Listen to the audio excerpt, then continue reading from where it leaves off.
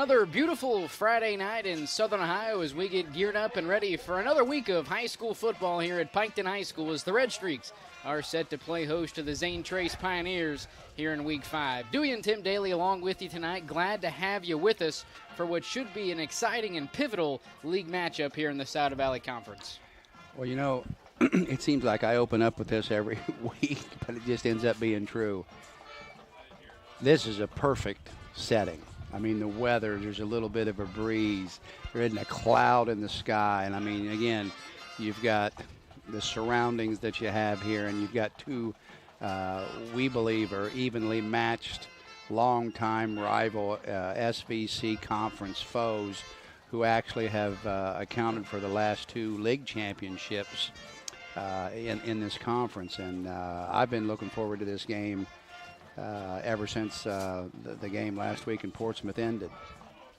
Both teams come into tonight undefeated in league play. However, Zane Trace 2-2 overall, dropped their first two games of the season to two really good teams. One was Logan Elm in Week 1, and then Week 2 they dropped to Waverly, who hasn't looked back since that Week 1 loss to Miami Trace. Since then, wins over North Union, and most recently, a 49-39 win over Adena last week. For Piketon, they come in at 4-0. They look pretty impressive through the first 4 weeks of the season. One thing I will mention, and it's kind of been the one critique of this Piketon team so far, has been the combined records of the teams they've played through the first 4 weeks is 0-16.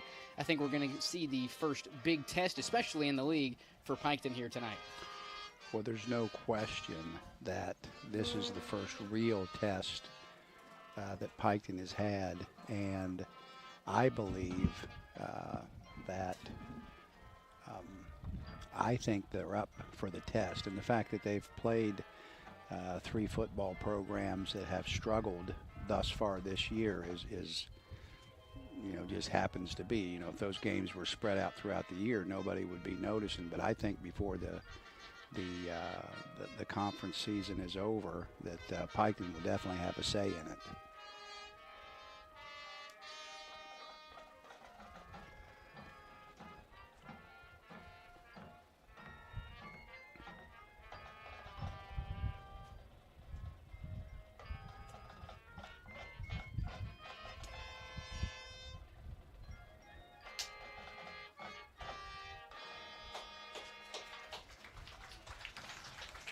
Through the first 4 weeks for Piketon, a 28-22 win over Goshen, 34-0 against Oak Hill, 42-14 over Valley, and then last week on the road, 41-7 over Huntington. In that game, Luke Golian, 12 of 16 for 198 yards, 2 touchdowns through the air. Leading receiver Brent McGuire, 7 catches, 92 yards, and a touchdown. Mason Thacker, 3 catches for 21 yards. Also, Buddy Wilson on the ground, 11 attempts for 86 yards, 3 rushing touchdowns. Also had 1 grab for 77 yards all the way into the end zone for a score. Tyler Tackett also a 49-yard pick 6 for the Redstreaks. Quick box score for the Pioneers last week. One thing we will mention is starting quarterback Carter Langley has been out of action since that game against North Union. Sat out last week. We saw Gunnar McCullough step in at the signal caller position. However, not in the starting lineup at quarterback here tonight for Zane Trace. We're going to see Blake Phillips, who traditionally has been the starting running back for the Pioneers. Instead, we'll see Riley Hartzell in that spot. But nonetheless, last week for Zane Trace, Gunnar McCullough was 8 of 9 for 167 yards, 2 touchdowns, 3 interceptions. Blake Phillips, 18 carries, 97 yards, 3 touchdowns. Aiden Dunn through the air, 4 catches, 62 yards. No receiving touchdowns, however, did have a punt return for a touchdown. Silas Stewart, 2 grabs for 62 yards and a score. Jaden Higgins, 1 catch for 38 yards and a touchdown. Should be an exciting matchup between these two teams tonight. One thing I will mention, and I don't know if you remember it or not, first game that we ever broadcasted was this matchup just a couple of years ago.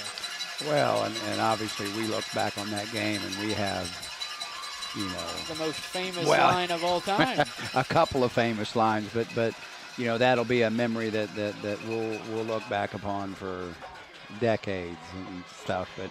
But I honestly think that what you have tonight is you have a contrast in styles. You're going to see an on the line tempo, call it call plays from the line of scrimmage without getting into the huddle and throw the ball, but yet still not neglect the running game and try to balance that up a little bit. And then, of course, when you turn around and you play with Zane Trace, you're going to see more of a downhill, angry, running football team. And really, and I probably said very similar things to 2 or 3 years ago when they played, because they were very similarly matched then, and Piketon came out on top that night.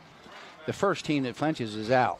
And I mean, if Piketon, if they get a couple of 3-and-outs and a couple of quick scores, if they can chase Zane Trace out of their game plan and make them play from behind, I think that puts Zane Trace behind the 8 ball a little bit. Now, a little more difficult to get Piketon out of their game plan, because their game plan is basically to run up and down this field 100 miles an hour.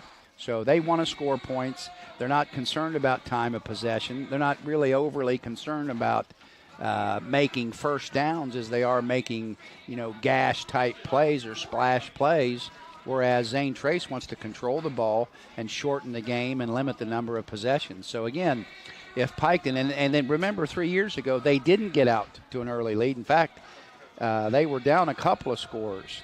So we'll see what happens tonight. I mean, every night, you shuffle the deck and you deal the cards out and you play them as they are, but we'll see what happens. One interesting thing that you did touch on was how these are the league champs from the past 2 seasons. There's been 5 different gold ball schools over the past 5 seasons: 2018 Paint Valley, 2019 Southeastern, 2020 Adena, and then a couple of years ago Piketon, and last year Zane Trace. Pioneers set to kick it off here to start off this Week 5 matchup from Piketon High School, and we are underway here in Week 5. This will be returned just inside the 20-yard line of Piketon, and will be returned just short of the 35-yard line, which is where we'll get our first look at this Piketon offense here in Week 5.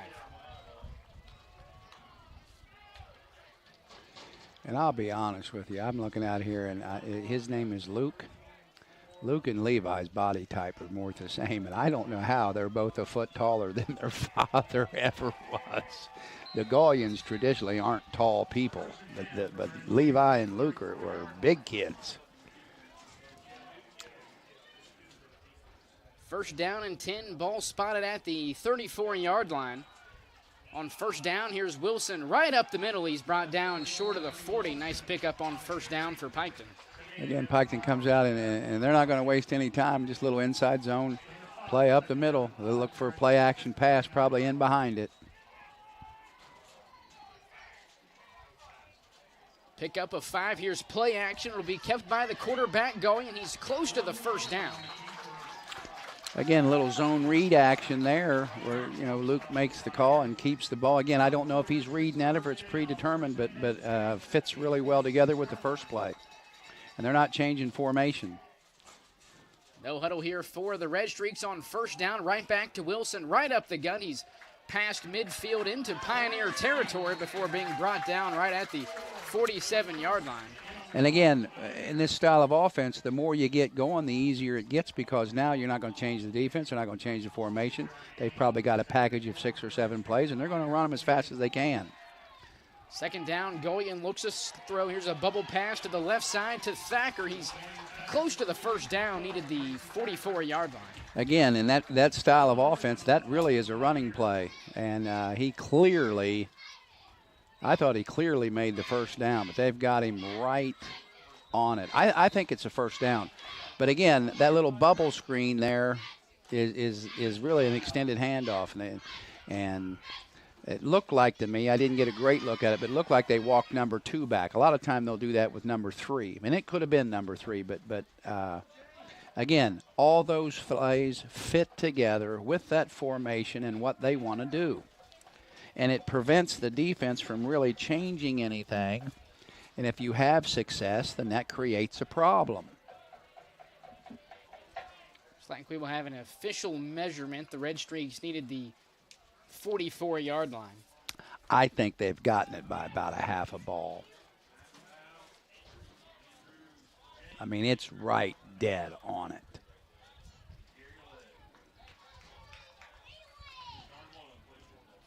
It's first down by a stripe.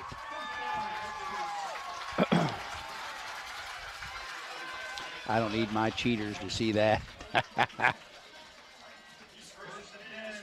New set of downs for Piketon inside the Zane Trace 45-yard line. And really, the problem is that really doesn't help Piketon to sit there and wait because they want to go. They want to go. And all they've done now is flip the formation over to the field. 3 receivers to the right side. Here's Wilson on first down to the near sideline. He's close to the first down before being pushed out around the 30-yard line. Again, the very same play the other direction, first play of the game. That time there was a gaping hole that he was able to dash through and make substantial yards. And Wilson looked pretty good that time. First down, Goyen will keep it on the read. He's across the 20-yard line. Close to another Redstreak first down. And if that wasn't the second play that they ran, only running it the other way and into the boundary. Player down for the Pioneers.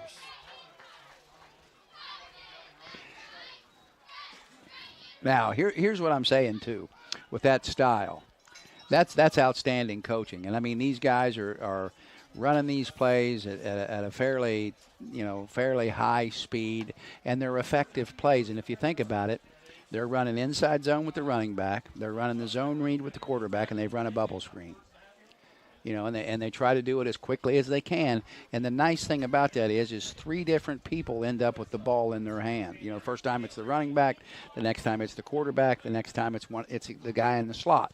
So, I mean, if you're a defensive coordinator, I mean, they're hitting you in 3 different spots. And let's face it, they've had I don't think they've ran a play for less than 5 yards yet.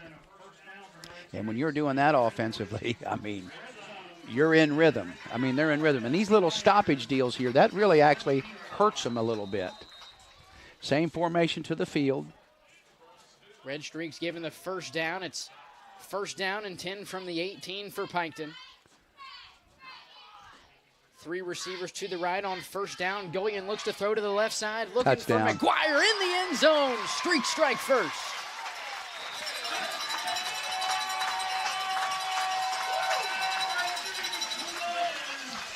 18 yards from Luke Goyen to Brent McGuire. Piketon on the board first here with 10:02 to go in the first quarter. Again, just really a one-man route and a simple fade, and McGuire gets a little separation, and Goyen, and he'd probably be the first one to tell you that wasn't the greatest pass in the world, but it was accurate and in the right spot, and McGuire was able to come down with the ball pretty easily. Redstreak just to go for 2 here. Zone read, watch. He'll keep the ball. Zone read. Hand off to Wilson, right up the middle, stood up at the line. Doesn't look like he's going to get it. I think if he kept it, he walks in. 2-point attempt is no good. 18-yard passing touchdown from Luke Goyen to Brent McGuire. 6-0 lead for the Redstreaks. We'll take a quick break. You're watching Ohio High School football on Southern Ohio Sports Authority, presented by Ohio Health. At Ohio Health, you can see your doctor here or here, on this or on these. And no matter if you're over here, over there, or anywhere in between, you'll feel good knowing Ohio Health provides the finest care anywhere. Schedule care today at ohiohealth.com/finestcare. Hey everyone, Mike Glockner. I'm Brandon Callahan. Of the all-new Chrysler Dodge Jeep Ram Service Center in Portsmouth, Ohio. We have a $39.95 oil change special going on right now. That includes a free tire rotation and free multi-point inspection. Schedule your appointment online at glocknercdjr@portsmouth.com. 7 plays, 67 yards, all in a minute 53. 6-0 lead here for the Redstreaks. Zach Hanna on to boot it away for Piketon. Squib kick right up the middle. It'll be recovered by the Pioneers. That's Riley Hartzall on the minus 42-yard line.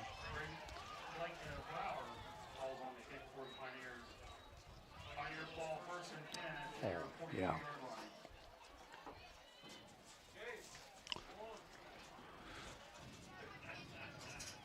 I know it's, we're 2 minutes into this game.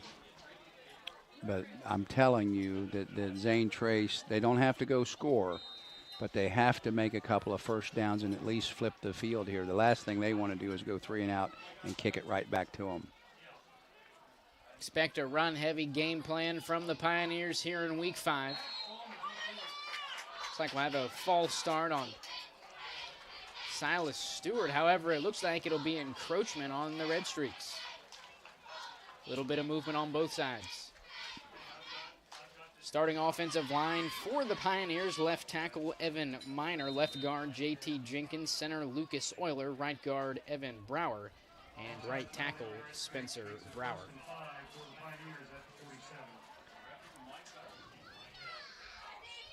Pushes the ball up to the 47-yard line. First down and 5 here for Zane Trace. It'll be Phillips on the keeper right up the middle. He's across midfield and close to a Pioneer first down. Again, power football by Zane Trace. And again, the issue that you have with that is if you can't stop it now, you got major problems because they will grind it out on you. They're not going to turn the ball over. And this is a perfect situation that they get into here. Is a 2nd-0.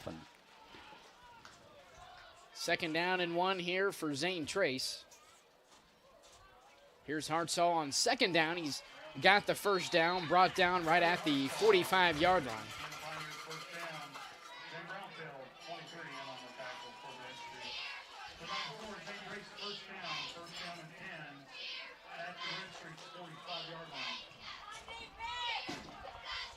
Three down linemen for the Redstreaks, Tyler Tackett, Nathan Schrum, and Gabe Lamberson. Linebackers Zane Brownfield, Zach Hanna, Wyatt Savage, Buddy Wilson, and Wade Fout. First down, we have a flag before the play. I didn't see the defense move. I'm going to say illegal procedure. Yeah.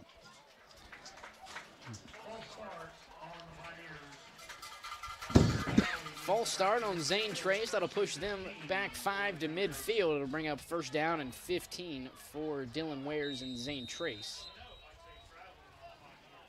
Secondary for the Redstreaks, Brent McGuire, Jeremy Williams, Mason Thacker.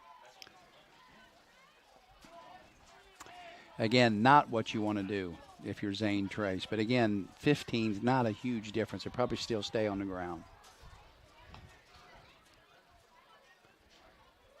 First down, Phillips will toss it to his left. That's Hartzell to the far sideline, brought down just short of the original line of scrimmage. I'm not sure what that was. Would you call that an option? Well, he stepped out. I mean, I know that's what he ended up doing, but he actually took a couple steps out first. No question that Hartzell is their bread and butter.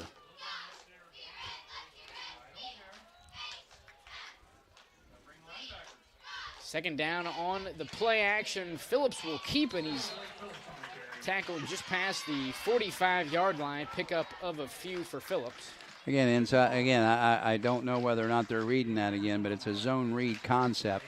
And this is, if you're Piketon, here's your first chance to get off the field. But again, given the situation, this could be, or you're really near 4-down territory if you're Zane Trace. And again, it probably depends on what's to be gained on this yard. But if they can get this into a first down or a 4th and 2, then they might be okay. But we'll just have to see what happens. But this could be their first pass of the game. Third down and 8. Phillips will look to throw under pressure. It is initially caught, however, broken up and incomplete. Pass was intended for Peyton Dotson. And again, you can tell that that's not what Zane Trace wants to do. That's not what they do best.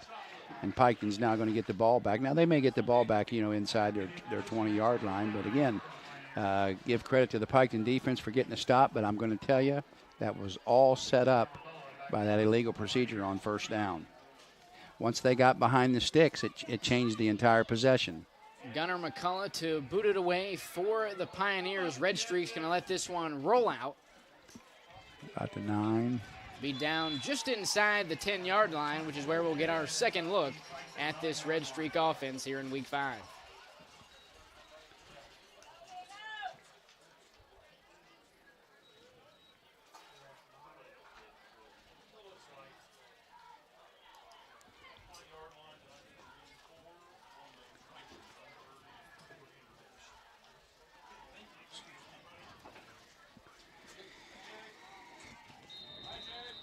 Piketon offense averaging just over 36 points per game through the first 4 weeks. First down and 10 from their own 9. Yeah, and Piketon playing with 10. Now they've got 11. First down, it's Wilson right up the middle, met at the line of scrimmage, and brought down for a short gain on the play. Again, the first time that they've really stopped them at or near the line of scrimmage. But again, Piketon's not going to get real shook about that.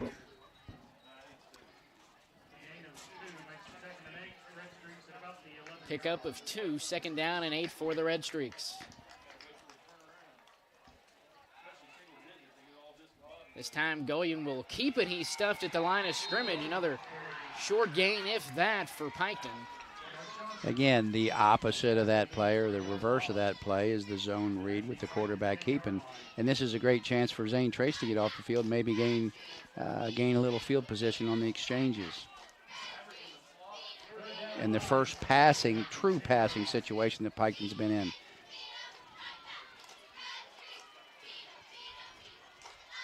No one's playing this slot over here, do we? The boundary slot. 2 receivers to both sides. Goyen looks to throw on third down. It's complete to Thacker. He's got the first down for Piketon and more. Again, I'm not sure if it's an alignment situation or they're just going to give him that, but no one's basically playing in that slot. And here we go again with the breakneck speed. New set of downs for the Redstreaks. Here's Buddy Wilson to the near sideline. He's pushed out of bounds around the 30. Again, and once they get going, and I mean, we've only seen 3 different plays. Once they get going, it's very difficult to slow them down because they're going to get up on the line of scrimmage and they're going to call a play. Just under 6 minutes remaining here in the first quarter. Second down, here's Wilson again, tackled right at the line of scrimmage, brought down by... That's real close to a first down. I think he's about maybe a foot short. Bryce Johnson in on the tackle for Zane Trace. All right, Dewey, you make the call. Third down and 1 here for Piketon. I say Buddy Wilson. Hard counts from Goyen. What you want to do is run to the bubble. 3 receivers to the field for the Redstreaks. Goyen going to keep it on third call. down. He's got the first down to the near sideline across the 45-yard line, across midfield in to Pioneer territory. What an outstanding call. Quarterback isolation. You lead your running back right up in there, and what a great call on short yardage. That I tell you what, that's some coaching right there. Bubble.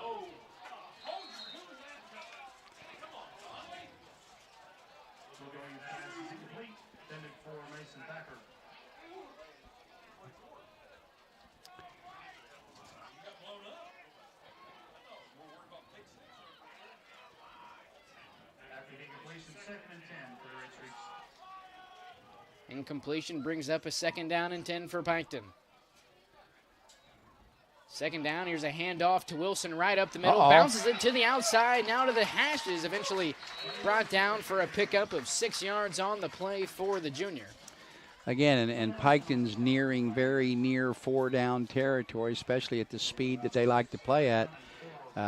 Again, this is an opportunity for Zane Trace defensively to make a play. Third down, Goyen will keep it. He's got the first down, brought down just short of the 20-yard line. Again, the zone read, which again is the opposite of the inside zone to the running back, and Goyen's able to make that first down look simple. New set of downs here. Well, hold on a minute.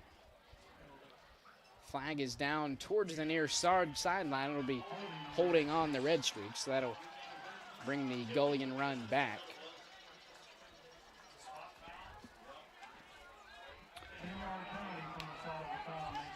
Somebody's grabbing cloth. Penalty brings up a third down and 8. Goyen looks to throw to the left side. Pass is incomplete, a bit overthrown, intended for Cade Conley. I think you got to punt this. No reason to get greedy. You've played well so far. You've defended them halfway decent. You've been pretty solid offensively. No reason not to punt this football. 4:29 remaining in the opening quarter of this Week 5 SVC League matchup between the Piketon Redstreaks and Zane Trace Pioneers. Brent McGuire back to punt it away for the Redstreaks. Aiden Dunn back deep for Zane Trace. Pretty good kick. Dunn will receive it inside his own 15, makes the first man miss. Flags are down. Got a block in the back. Penalty looks to be on sophomore Jaden Higgins.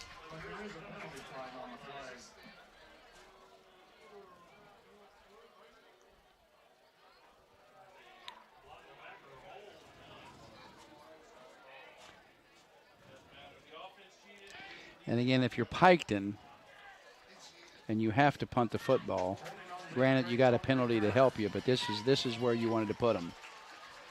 You know, and if you can get a quick 3 and out here, you're going to get the field. You're going to get the ball back on the plus side of the field. That's not where you want to. That's not, if you're Zane Trace, that's not where you want Piketon to be at to start a drive. Second look now at this Blake Phillips-led Pioneer offense. Forced a punt on the previous possession, this time starting off on their own 10.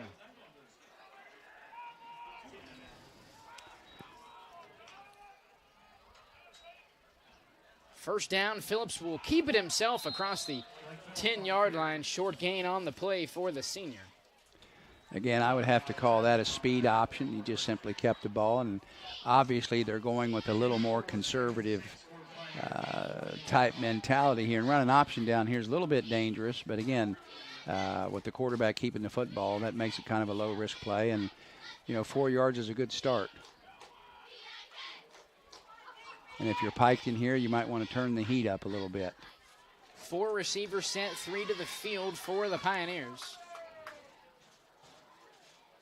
Second down, Phillips will give it to Hardsaw, who makes the first man miss and trucks his way across the 20-yard line. Should be good for a Pioneer first down. 18 got the light on the tackle for the Redstreaks. The number 4 Pioneers first down, first and 10 at the 22.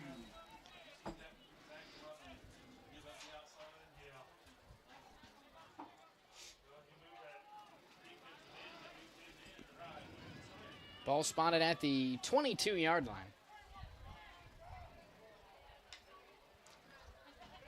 Here's a jet sweep to the junior Aiden Dunn, who's brought down in the backfield. That's Zane Brownfield on the tackle for loss. Outstanding play. And a good open field form textbook tackle. But again, you haven't chased Zane Trace out of anything that they want to do, so they're still able to stick to the game plan, especially with this possession, and still try to grind out these first downs. Officially marked down as a gain of 1 for the receiver Dunn. It'll bring up second down and 9 for Zane Trace. It'll be the quarterback Phillips to the far sideline across the 30-yard line. He's got the first down and more for Zane Trace before being pushed out of bounds past the 40. Big pickup on second down for Blake Phillips. Again, I would call that just a simple quarterback sweep, and be able to pick up 15, 18 yards doing that. That should not be that easy. Second first down of the drive for Zane Trace. First down and 10 on the -41. Empty backfield here for the Pioneers. It'll be a jet sweep. That's junior Silas Stewart across the 45, now across midfield into Piketon territory, close to another Zane Trace first down. Again, give Zane Trace's coaching staff some credit. They've added that little jet sweep wrinkle to what they did their first possession, and it's certainly been an effective play for them. Plus, that really opens up the inside game to come back with a guy like Hartzall.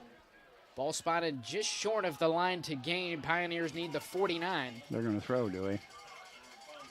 Second down and less than 1 for the Pioneers.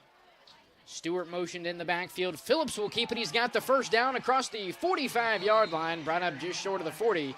First down, Pioneers. I call that the J.T. Barrett zone read right there. That's old Urban Meyer at his best. Again, a great sequence of plays if you can appreciate the packages that go with what these two teams have, is what they do.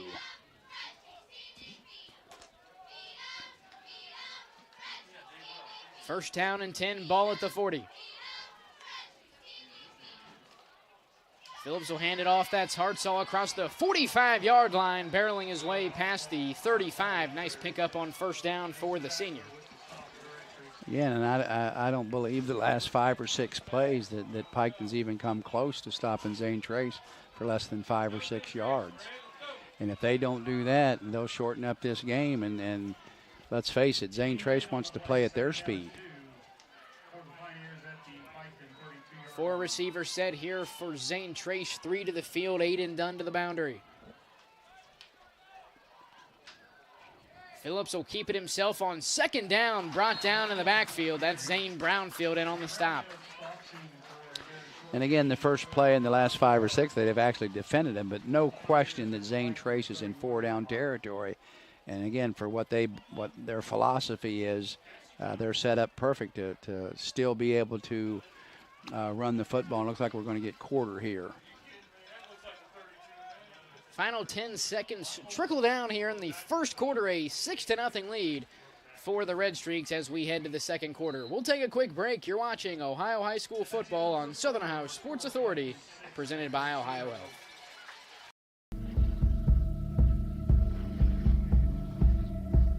Michelle and her dad. Decades of dares. 1 month of learning to jump. First day doing it solo. And 2 years since starting cancer treatment at Ohio Health.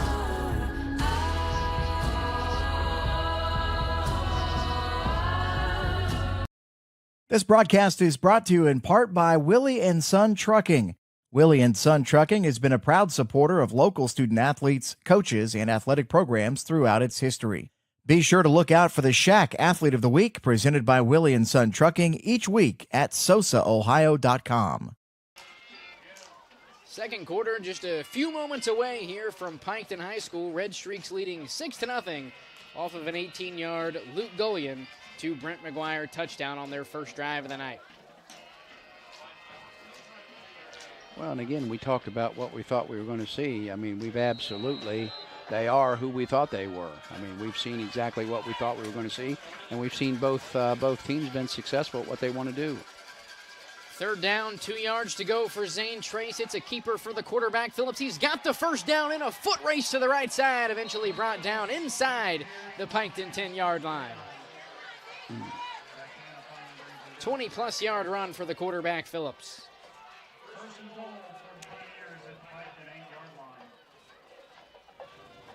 First down, goal to go from the Piketon 8-yard line.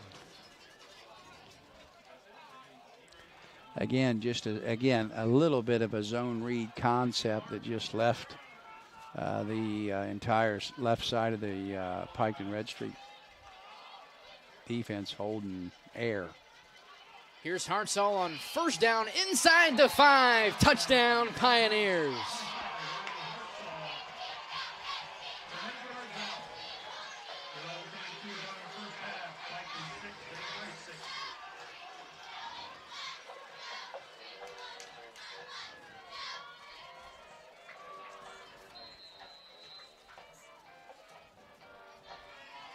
Judah Hanks on for the point after.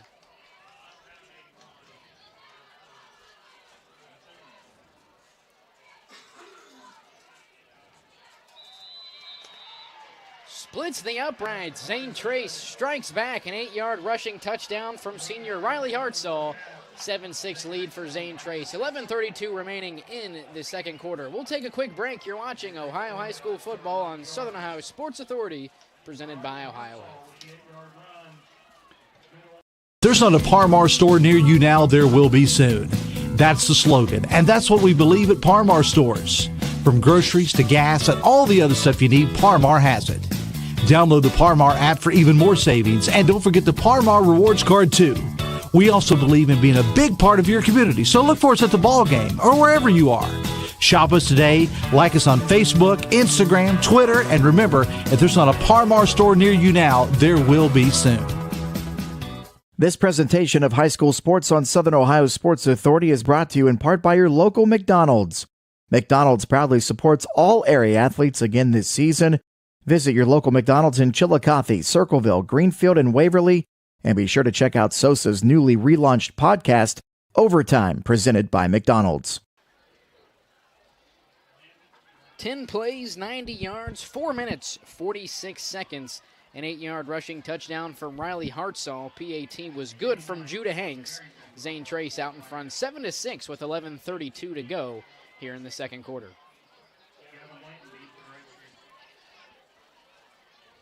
Junior Jordan Harrington on to boot it away for Piketon, for Zane Trace.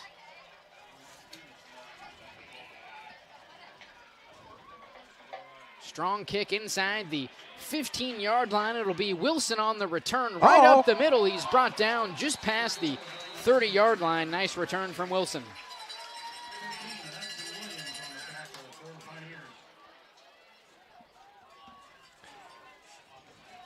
Again, I mean,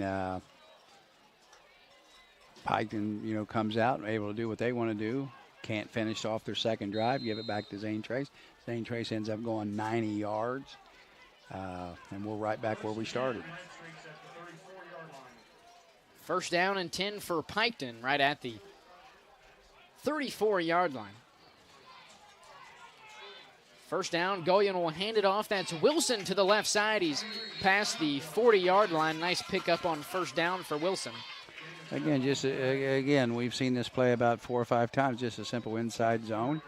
It kind of starts everything going, and again, Piketon wants to hit you with tempo. 7-yard pickup, second down and 3. Another handoff, that's Wilson. Once again, he's stuffed at the line of scrimmage. The ball is loose and on the ground. Beanbags flying everywhere. We'll wait for the official ruling. Looks like Piketon was back on top of it. Should be a first down. Let me ask you something. Why'd my guy over here throw his beanbag? And who in the heck was he throwing his beanbag at? First down and 10 on the minus 46-yard line. There's Gullion on the keeper. He's brought down right at the line of scrimmage. That's Silas Stewart in on the stop. I think he was practicing his cornhole stroke. It wasn't a very good looking stroke either. Pickup of 1 on the play for the sophomore. Second down and 9. Again, if you're Piketon here, this is probably for what you do, and they've gone to a 2-by-2. I think this is a pass. Play action pass thrown to the left side. It's incomplete. Pass intended for junior Wade Fout.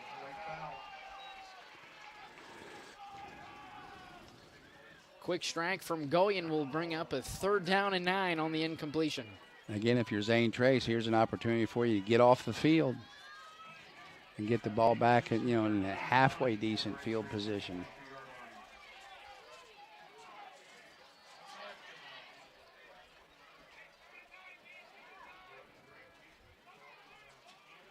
Third down and 9. Piketon going double tight here.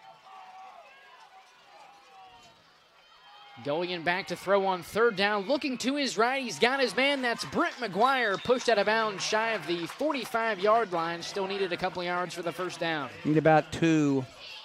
And looks like they've already committed to going for it. Again, this is probably going to be, this situation before they ran the quarterback in an isolation, but they've actually brought in another running back. Heavy formation here for the Redstreaks. Fourth down and 2. Redstreaks need the 44.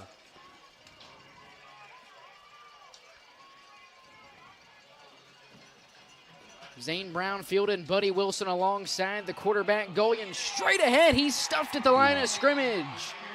Zane Trace makes a stand on 4th down, forces a turnover from Piketon. Big stop. I mean, if you're Zane Trace, that's just what the doctor ordered.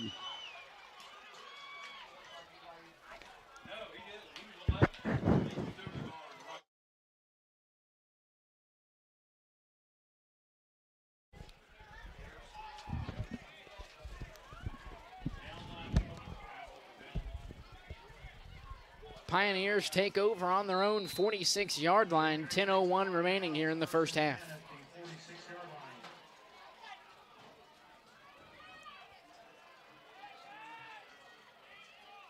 Back-to-back stops for this Pioneer defense. Chance to make it 2 straight scoring possessions. In motion is the junior Aiden Dunn. He's to the far sideline before being forced out of bounds by Jeremy Williams on the Jets sweep. Nice pick up on 1st down for the junior. And again, Zane Trace has added that little wrinkle from their first possession, and they've absolutely hurt Piketon with that. They get a hold. Holding on the Pioneers, that'll bring the run from Dunn back and -10. However, only -5, so must not have been a holding call.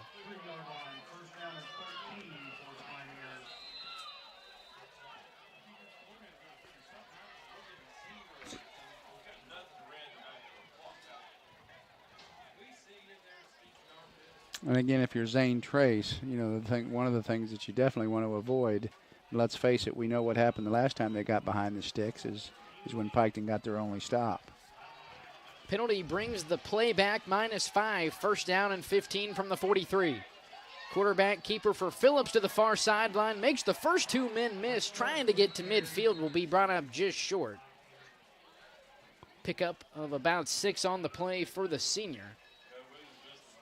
It'll bring up about a 2nd down and 8 yards to go. Again, just a simple quarterback sweep. And Piketon was able to make, you know, pretty initial contact fairly close to the line of scrimmage, but Mr. Phillips wasn't having any of it. 2nd down and 8 on the -49-yard line for Zane Trace.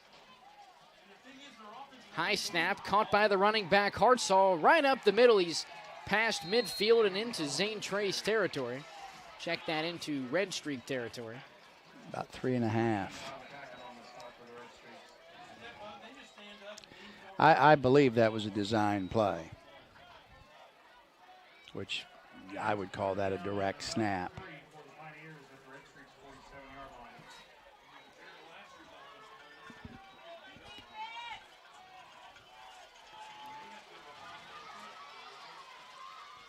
Third down, 3 yards to go. High snap, gets behind Phillips. Looking to throw, nowhere to go. He's brought down in the backfield. Wyatt Savage in on the sack for Piketon. And again, I'm not sure why. It seems like the only 2 kind of off-target snaps we've had have been on passing plays, and it hasn't given Phillips any kind of opportunity to try to throw the ball at all. And again, it's not what Zane Trace does best. But again, I'm not sure what the relationship is with passing in the snaps. But again, give Piketon credit for getting a stop. Gunnar McCullough in to boot it away for the Pioneers. Gavin Blanton and Brent McGuire back deep. Little Shankopotamus. This punt will roll out of bounds just inside the 35-yard line.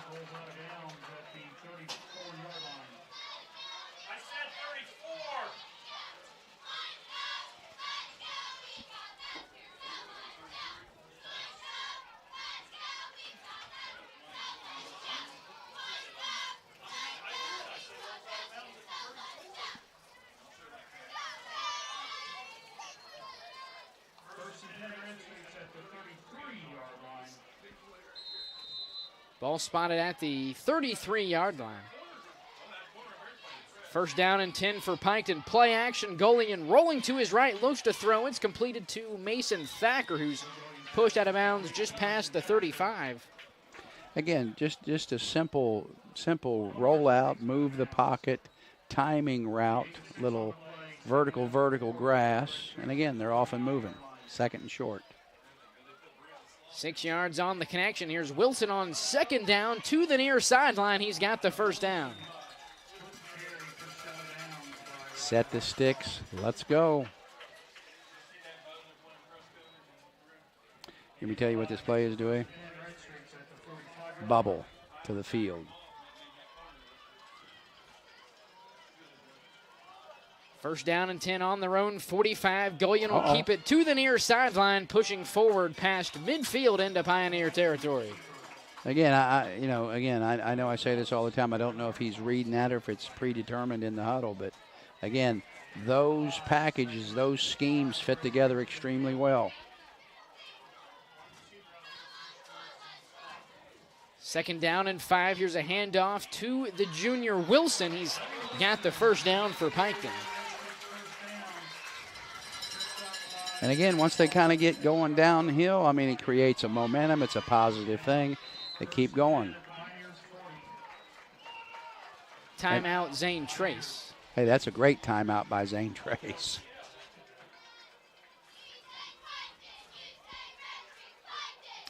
It's the pauses that when you run this style, it's those pauses really can kind of be, it's not what, I'm telling you this, what you don't do. In practice, you don't practice those pauses. You get in a rhythm and you run those 8, 9, 10 plays in a row and you get going. And then that's, of course, that's what you want to simulate that in a game. And the penalties and the incomplete passes and whatever cause that kind of momentary delay, and it gets you a little bit out of rhythm. But a great, I think personally, coaching-wise, that's a great timeout by Zane Trace. And they're still far enough back to where they're not an immediate threat to the end zone. In other words, they haven't waited too long to use that timeout effectively. 18-yard passing touchdown from Luke Gullion to Brent McGuire on their first drive of the night. 2-point attempt was no good. 8-yard rushing touchdown from Riley Hartzall. PAT from Judah Hanks was good. 7-6 lead for Zane Trace. 6:36 to go in the first half. There's the bubble. Bubble screen to the left side, completed to the line out. Thacker, he's in a foot race down the far sideline, eventually chased down by Spencer Brower. About the 15. And I mean, in this little pause interim, they're calling the play and lining up. These linemen, they got it easy. All they do is go stand in the same spot all the time. First down and 10. Here's Gullion on the keeper to the left side. He's brought down. Ball is loose. Bodies flying everywhere as well as beanbags. Zane Trace has it.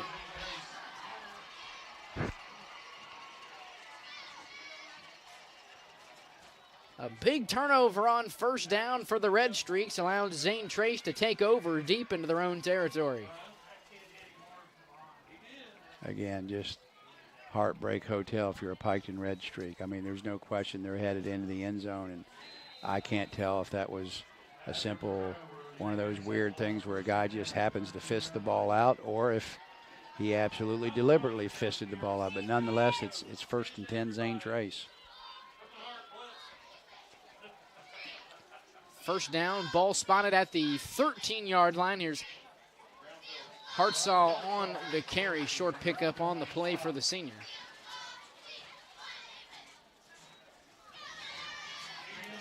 That was an absolute textbook tackle by Brownfield. And I actually thought live it was a minus play, but I guess he did gain about 1.5 yards, 2 yards. But again, a big play here for Piketon to get him in a 3rd and long.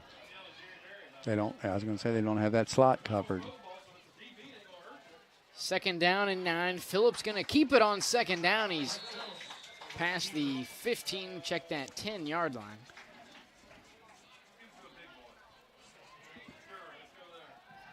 Double check was past the 15-yard line. It's a bit tough to see the yard lines from this angle.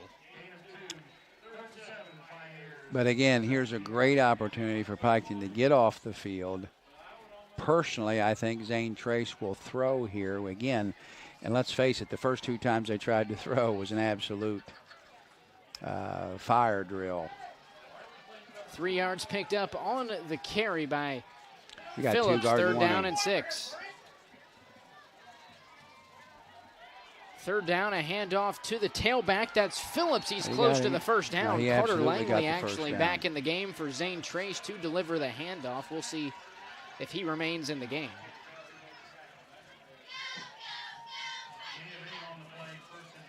Langley out, Hartzell back in.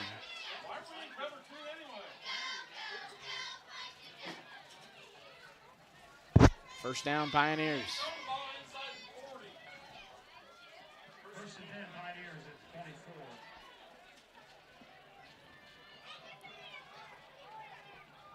Ball spotted at the 24-yard line. Here's a jet sweep to Silas Stewart to the near sideline. Breaking tackles in a foot race down the near sideline across the 40-yard line, and he's still on his feet, eventually pushed out of bounds inside the 15.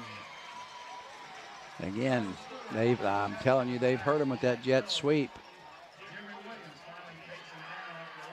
And again, that's such a great compliment to what they do inside, not only with the running back, but with the quarterback as well.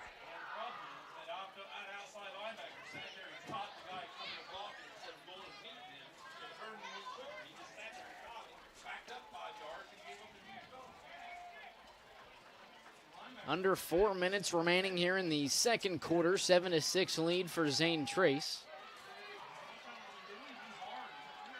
Phillips and Hartzell in the backfield, twins. High snap, it's handled by Phillips. He'll take it himself to the right side, sheds a couple would-be tacklers into the end zone for the Pioneer touchdown. 13 yards. First rushing touchdown of the night for Phillips. That was easy.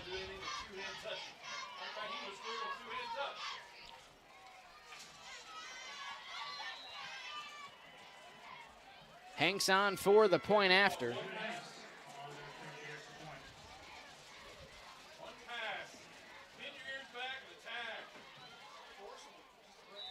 Hold is down, kick is good from Hanks. The lead is now up to 8. 14-6, Zane Trace leading with 3:41 to go in the first half. We'll take a quick break. You're watching Ohio High School football on Southern Ohio Sports Authority, presented by Ohio Health.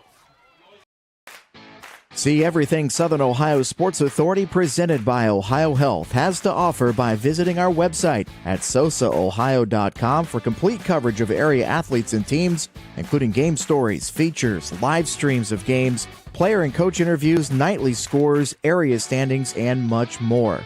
You can even view and purchase action photos from our more than 100 galleries. That's sosaohio.com for the best local sports coverage around.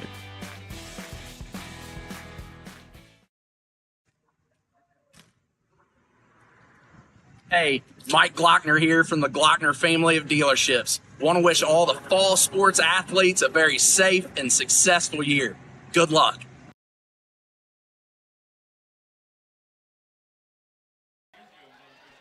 Five plays, 87 yards, 2 minutes, 37 seconds, 13-yard rushing score from Blake Phillips. 14-6, Zane Trace leading. And again, that's all set up by the big play on the jet sweep. And Piketon's going to have, again, what's happening is the guy is turning, which to me is opening the gate. He's getting kicked out. What he has to do is blow that play up and spill that play to the sideline. Uh-oh. Harrington, a short kick to the right side. It's picked up. That looks to be Wilson, who sheds a couple tackles down the far sideline, cuts it back to midfield. Brought down all the way, just short of the Pioneer 45.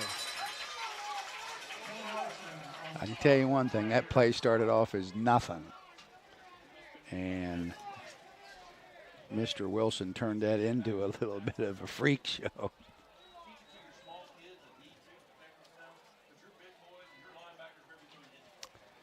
And again, if you're Piketon here, plenty of time, of course, with the style of play that they have. I mean, you know, that's not an issue, but it's something to consider because you don't want to leave, even if you score, you don't want to leave a whole lot of clock time on here because Zane Trace will get the second half kick.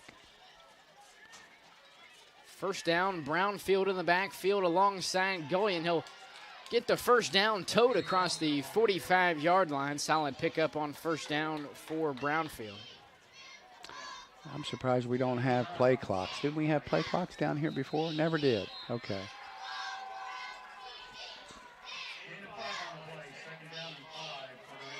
Yeah, and you can see that Piketon, no hurry. There's no reason whatsoever for them to hurry. They gain nothing.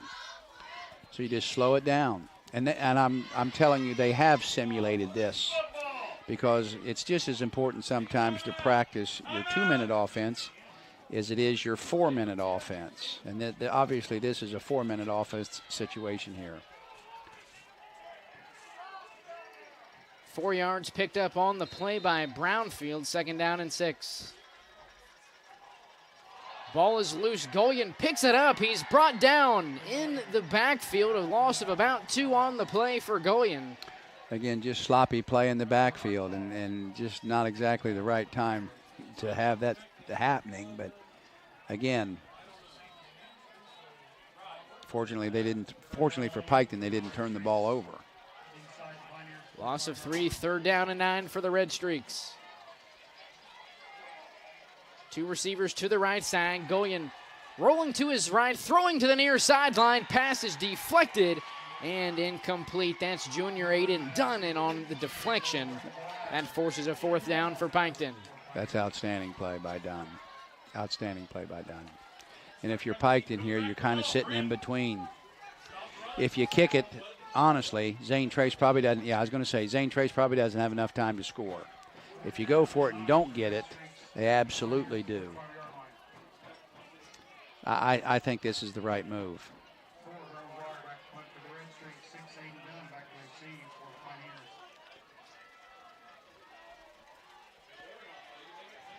Brent McGuire to punt it away here for the Redstreaks. Aiden Dunn, the deep man for Zane Trace. Punt is away, a low-lining kick to the right side. Will be downed just past the 15-yard line by Gavin Blanton. He's got it marked at the 17, but I thought it was closer to about the 15 and a half. 2 minutes, 22 seconds, 2 timeouts remaining for the Pioneers. Again, this is not what Zane Trace does. This is not the situation that their philosophy allows them to be successful in. I'm going to tell you, my guess is they're looking at probably trying to get a 1st down here and actually run this clock out and make no attempt to try to score. Carter Langley back into the game for the Pioneers. Blake Phillips back to the tailback position. 4 receivers set, 3 to the field for Zane Trace. 1st down, here's a handoff. That's Phillips right up the gut. He's brought down for a short pickup on 1st down.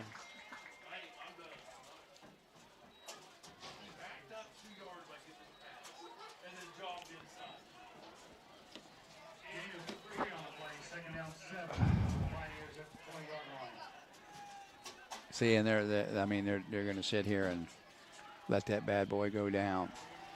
Langley remains in the game for the Pioneers. Same formation, Barnhart. Check that. Phillips, 1 year late there. Handoff to the left side. That's Phillips to the near sideline. Cuts it back up the hash. Sheds a couple tackles, and it eventually brought down just short of the 45. Timeout, Zane Trace. Again, I was going to say before that play, if they get a stop there, Piketon's likely to call a timeout to try to force a punt. But now if you're Zane Trace, now you've got a little bit of breathing room, and they have put Langley back in the game. So if they can throw, they've got the right personnel in there. 1:34 remaining in the 1st half.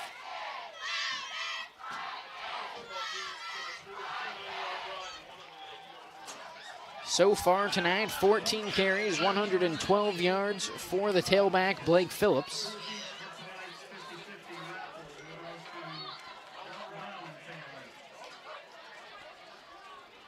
Hartsaw, 7 carries, 38 yards.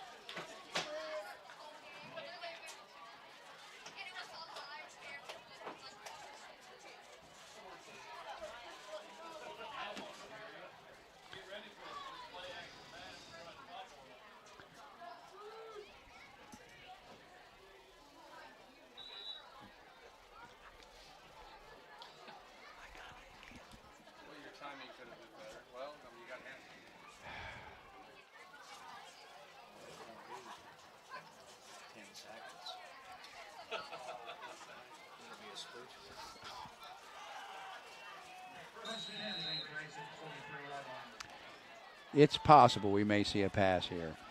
First down and 10, Langley alone in the Zane Trace backfield. He'll toss it, that Stewart on the jet sweep across the 45-yard line, retreating, trying to find some space. He will not do so and is brought down just past the 45.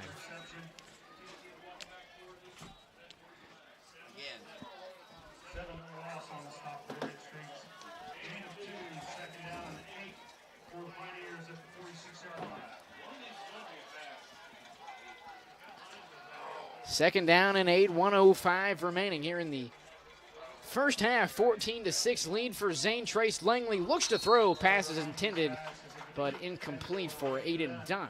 Clock will stop at 57 seconds.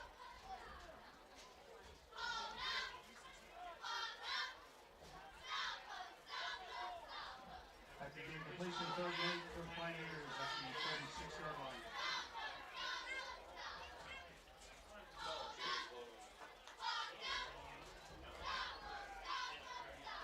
Zane Trace still hanging on to one final timeout. Piketon with all three.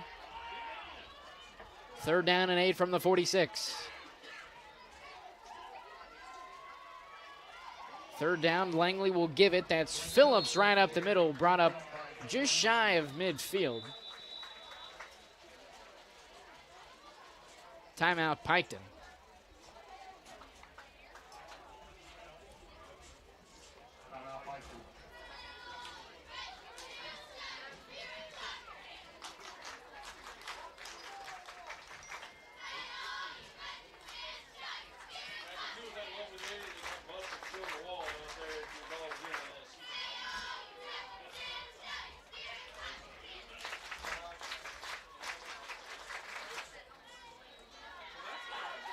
Some scores from around the immediate area. Gallia 24-0 over Piketon.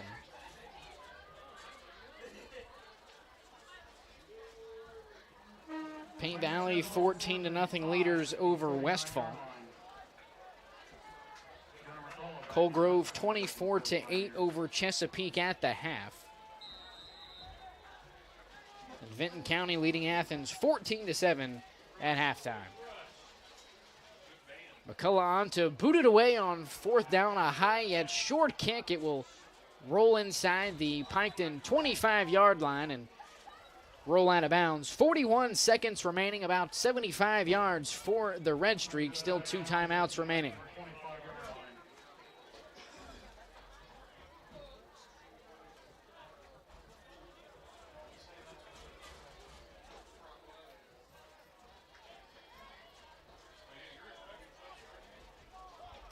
One other score, Minford 21-14 over Northwest. That's with 9:20 remaining in the second quarter.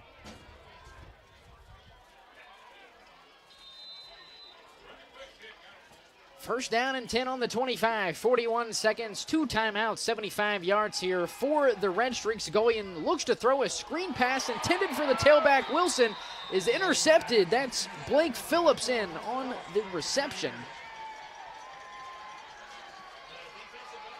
And Zane Trace takes over just like that in Redstreak territory. After the interception, Pioneers ball, first and 10 at the Redstreaks 25.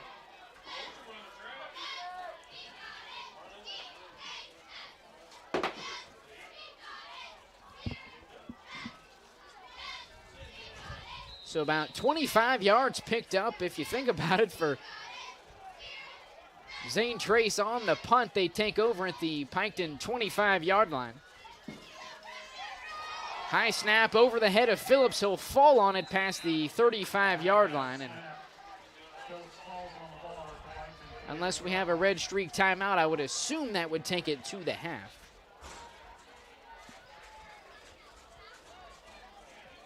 Loss of 13 on the play, second and 23 for the Pioneers at the Piketon 38. Pioneers to the line, 13 seconds remaining in the first half. Second down, Phillips will keep it to the right side across the 35, 30-yard line. Still going, eventually brought down just short of the 25. Clock expires. We're not sure if Zane Trace may have used their final timeout before it had done so.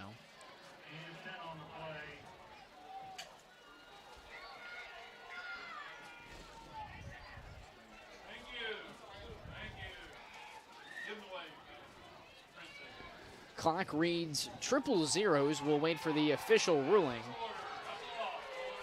And it looks like that'll take us to the break. Zane Trace out in front, 14-6 at halftime.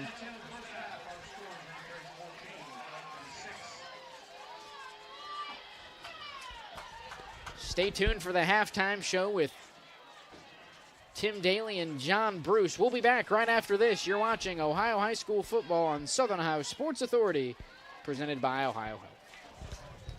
At Ohio Health, you can see your doctor here or here, on this or on these. And no matter if you're over here, over there, or anywhere in between.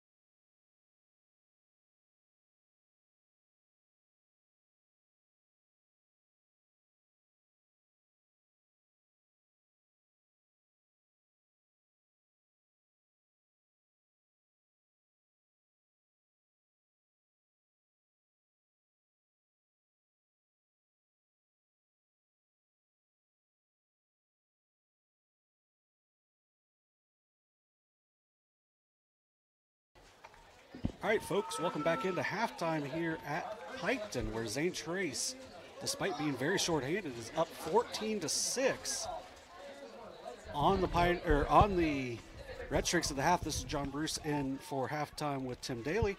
Like you said, it feels like Piketon should be up kind of big in this game. But Zane Trace has done, after that first possession, they've really moved the ball extremely well, despite being extraordinarily one-dimensional.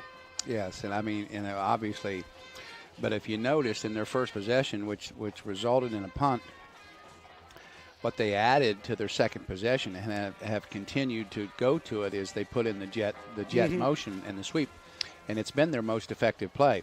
But the reason that it's an effective play is because, again, what you said, they're so strong and somewhat predictable in the middle, not only with Phillips, but with Hartzall as well. Mm-hmm. And to me, Phillips is probably a stronger inside runner. And really, let's face it, those are two running backs. Mm-hmm. That's not their quarterback. Right. If their quarterback was healthy, I think he's a difference maker in this game. But give Zane Trace credit, because this game did not start the way they would have chosen it. But if you were here, let's face it, the last 2.5 or last quarter and a half or more, this game has been played at a Zane Trace pace, and give Zane Trace defense for not only stopping Piketon and what they want to do, but they've actually turned them over a couple of times and frustrated the heck out of them. So, I don't think anything's been decided, but no one's been chased out of their game plan. So, obviously, statistically, the game is probably yardage-wise fairly even, but time of possession, it's no way in the world it's even close to being even. Yeah, so again, Zane Trace has the big advantage. Without a doubt, and that's what they want to do. They want to possess they want to control the clock. They want to possess the ball. They want to shorten the game. They want to beat you up. They want to run the ball, which is a very low maintenance style offense. And what does Piketon do? They want to come here. They want to play 100 miles an hour. They want to throw. They want to run. They want to do this. They want to do that. And they've actually turned the ball over, and they've had a couple of stoppages of play that I think when you run that style, let's face it, and again, I hate to be critical of the coaching, but and it's something that probably especially a young coach, and Tyler's not a young coach for sure, but when you run those scripts in practice, you're probably not throwing those little improvised delays in there to practice being able to come back and play. You want to go boom, boom, boom, boom, boom, in a real good solid rhythm, and even penalties. Any kind of delay there kind of throws you a little bit out of rhythm, and they've had that happen. Some of it they've been self-inflicted wounds. Other things it's just been other goofy things that have happened, and it's kept them from actually really, other than that first possession, which to me was textbook. Yes. Was textbook. And really, if you look at Zane Trace's possession, their first scoring possession was textbook. They threw in the zone read. It opened up the middle. They hit him with the outside. They hit him with the inside. You know, and again, let's face it, I told Dewey the first two times, and I don't know why, but the first two times Zane Trace tried to pass the football, the center almost snapped the ball over his head both times. Why? I don't know. If he got excited, somebody got excited. But my point is this: it's not what Zane Trace wants to do. Yeah. It's not. And in fact, they've shown that they can't do that. Yeah. So we'll see what the second. I mean, Zane Trace starts off with the ball, and if Zane Trace is able to put 10 or 8, 10, 12 plays together and go score and get up to good possessions. Piketon may feel a little bit of heat from that. But again, long way to go. And one thing about Piketon is they don't have to worry so much about getting behind. But the problem is when it's not make it, take it. When they score, they have to kick it off. And whether or not they can stop Zane Trace, not always from scoring, but just controlling the ball and making first downs and shortening the game. Yeah, and like you mentioned, that first drive for Piketon was beautiful. It was 7 plays, 67 yards, and everything was forward. They had no losses on it, and that beautiful back shoulder throw for the touchdown from Gaulian to McGuire. And the funny thing about that is they had great success, and I don't think they got stopped for less than 5 or 6 yards of play. And really, the back shoulder fade to me was the riskiest play of the drive. It was. If I'm not mistaken, it was first down. Yes. And I thought, oh, no, why, but again, they get, and here's what I'm saying. Dewey and I had a great view of that. He not only was he separated vertically, he was separated horizontally. And it wasn't a well-thrown ball, but it was accurate. And McGuire's able to make a play on it. McGuire's got a little bit of height advantage there and whatever, and he made it look pretty easy. Believe me, it's not that easy. Yeah, so after that, Zane Trace was forced into a quick punt, but ended up getting the ball back after a quick change of possession, after a little bit of a lengthy drive for Paint Valley. But once Zane Trace got the ball back from their own 10, they went 10 plays, 90 yards, had a couple of those little tosses to the wide receiver on the jet sweep, and but really that was a lot of Phillips and Hartzell really with a tough 8-yard run to get in. Well, remember, I mean, and you're watching the same game I am. I'm actually thinking Piketon's going to go down and score and make it 14. So they end up punting from about midfield, and not only do they punt it down there, they get the holding or the block in the back, and they get him down on the 10-yard line. But then that's where the game changed gears. Yes. It's been a Zane Trace game ever since that punt. It has been. And then the next possession for Piketon started off pretty strong. They had a quick first down, but something that happened I had it 3 times in the half. They fumbled. They recovered it, but they never got back into the groove of it. And on a 4th and 2, Evan Brower comes up with a big-time stop. And really, if he wasn't getting there, there was no way Gullion was getting because they jumped that beautifully. Yes. Zane Trace ended up punting on the next possession. Before then, after Piketon was driving, then they fumbled and then lost it inside the red zone to about 13, and that's when Zane Trace put together a 5-play, 87-yard drive. Really was, the big play was the jet sweep. The right jet to, sweep. Silas Stewart broke about 4 tackles before he got to midfield, and then just a nice play from behind catching him to even stop him from scoring on it. I honestly think that he was so tired he couldn't cut back, because if he cuts back, he walks into the end zone. But I think he just said, I've had enough, because we're at the I ran down here to about the 10-yard line and whatever. But I can guarantee you that Tyler right now has already went through the proper way to maintain and take care of the ball, because it's like you said, they maybe have only turned the ball over twice, but they fumbled 3 or 4. Yeah. And even the fumbled snap, they fumbled a couple of snaps that it just hasn't been, if you're Piketon, other than the first drive, which was absolutely the way you do it. It's been a very sloppy, not clean at all. Nothing's been easy. They did. They had the one drive where they get down here, and then unfortunately Luke gives up the ball after a positive play.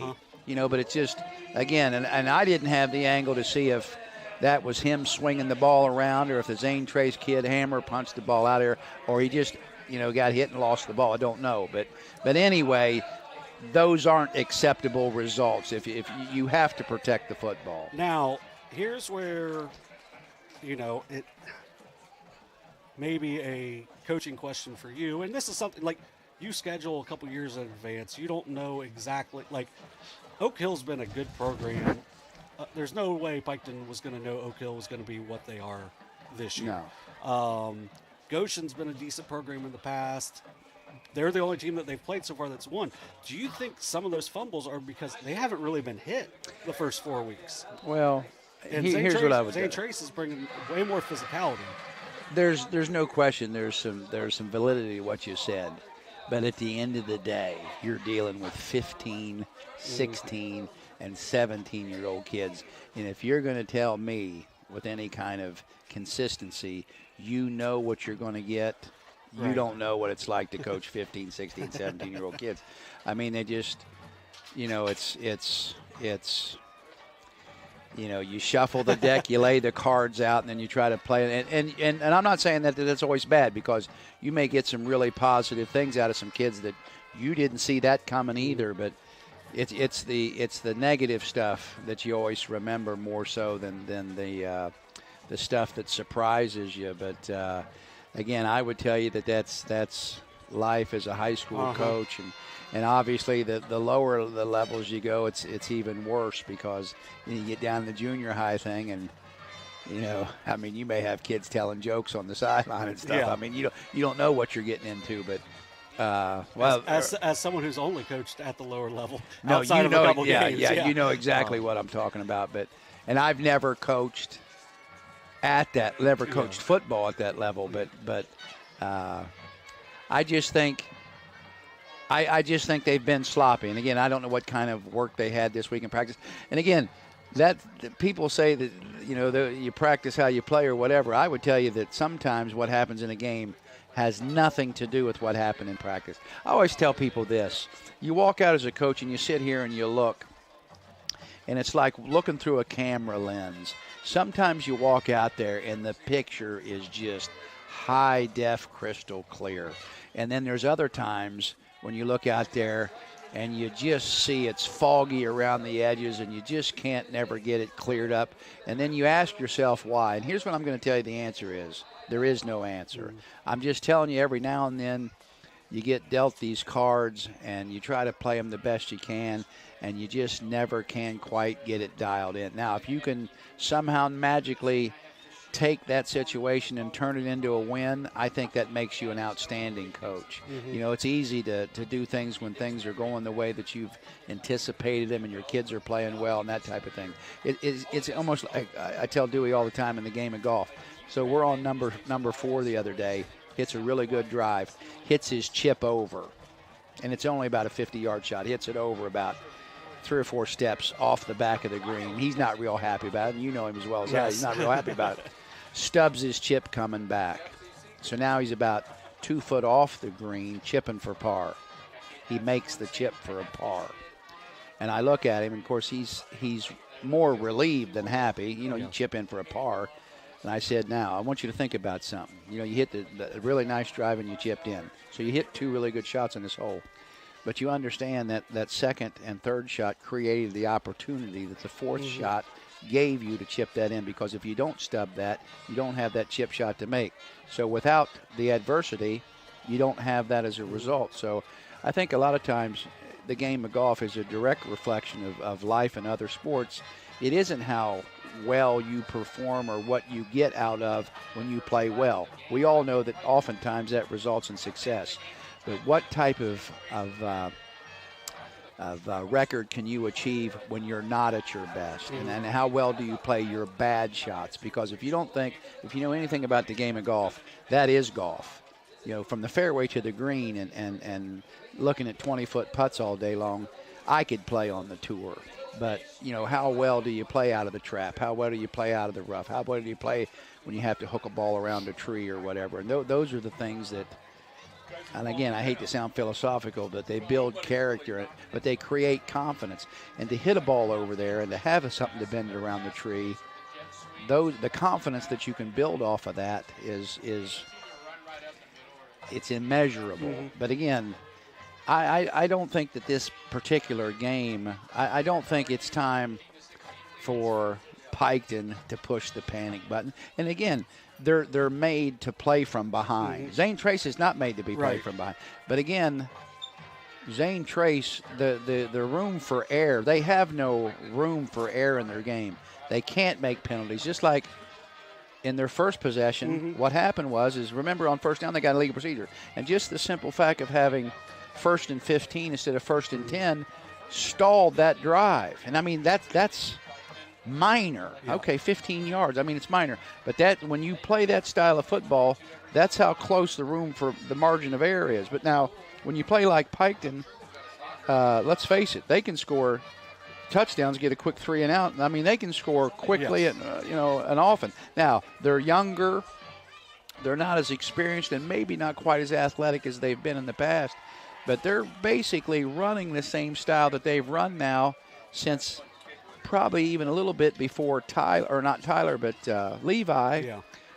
They certainly, in fact, if you ask me, when I watched Luke walk out on the field, it looked like Levi to me. I mean, and I can't figure out where them 2 boys get their size from, because those boys are big. I mean, they're both they're both at least 6 foot, 6'1", and I mean, you stand beside Tyler. Tyler's 5'7" and 145 pounds. These kids are 6'1", 200-pound kids, and I mean, that kid's a sophomore. And I mean, Levi was probably a little bit bigger than him when he was a sophomore. So I don't know, but it's fun to watch, and it's kind of if you're a football person and you understand the contrast of play here, it's Zane Trace trying to impose their will and what they want to do against a team of Piketon. It's 180 degrees difference of what Piketon wants to do. And again, no question, since early on, probably midway in the first quarter, this game's been played at a Zane Trace pace.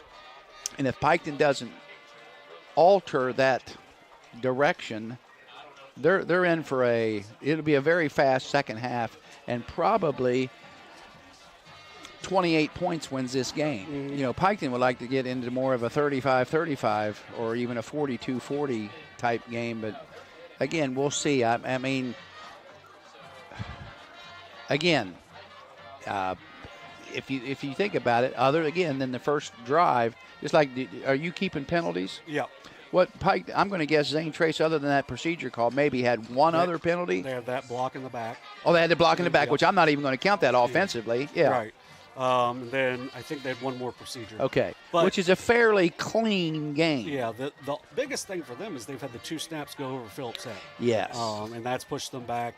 One of the drives they were able to, bounce back from. But that last drive, I mean, really, if they don't have that and they just have an incompletion, they're going to get. I mean, they called timeout with time on the clock. Right. But did they? Yeah, it was about 3 seconds. The guy started to blow his whistle, but no one looked at the clock. So by the time, and I feel like the whistle started about 1, so it's not like it's the hometown clock that got him. I think it was just one of those things. But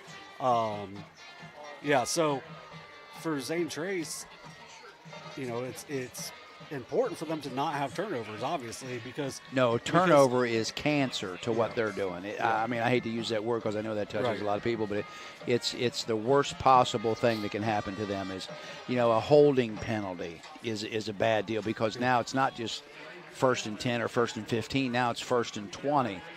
Or you've got a 3rd and 3, and now it's 3rd and 13. Changes the whole possession. But a turnover, that just cannot happen. You have to take care of the ball.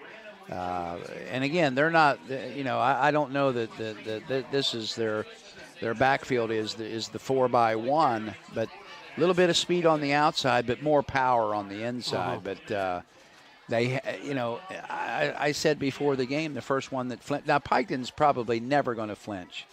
But again, with a little bit of the hole that Piketon's in now, it'd be difficult for them to chase Zane Trace out of the game plan that they want to do. But again, just a couple of 3 and outs. And I mean, literally, this game could be 28-14 Piketon in a hurry. Yeah. But I mean, Piketon hasn't been able to do that. In fact, I'm thinking, have they gotten a 3 and out? I'm not sure Piketon or Zane Trace has ever went 3 and out. One of them was from a bad snap. Okay. Yeah. Okay. So that drive, it was three plays, 2 yards. Okay. So they still got a little bit of yardage out of it. But I mean, the last 4 possessions for Piketon have been a turnover on downs, fumble, punt, and then interception. And the punt was a 3 and out. So I mean, now to me, one of the things I look for was this to be.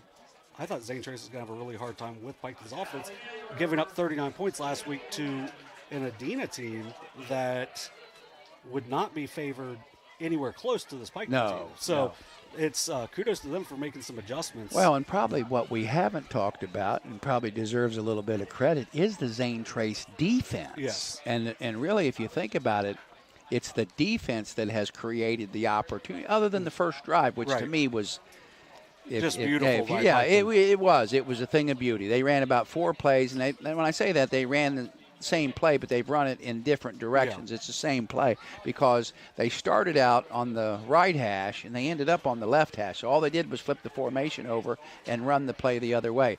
The only play that didn't fit in the whole sequence was the 15 or 18 yard touchdown throw, which to me, when he dropped back without a play fake, I said, no.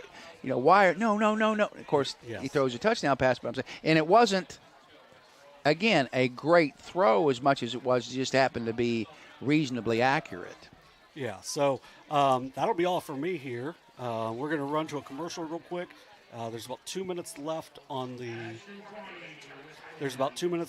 before the second half will start, and then Dewey will be right back here with you. So here's to a good second half. At Ohio Health, you can see your doctor here or here, on this or on these.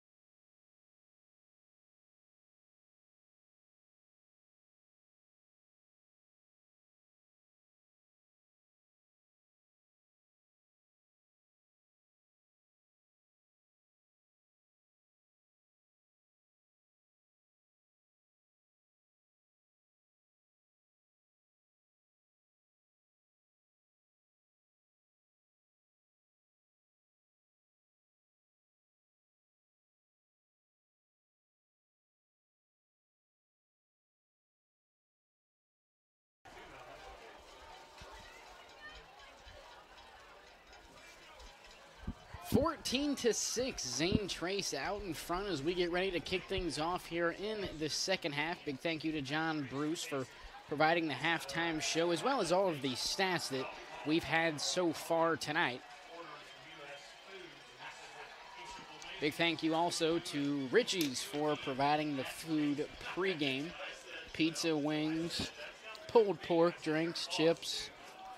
Well, what else can you ask for? Well, I don't know, but I appreciate the Tim Frederick and the Piketon Athletic Department and Richie's Backyard Barbecue for absolutely putting on a spread here. That and if anybody's out here listening and you're at the game, give them a call and get your order in and pick that up on your way home.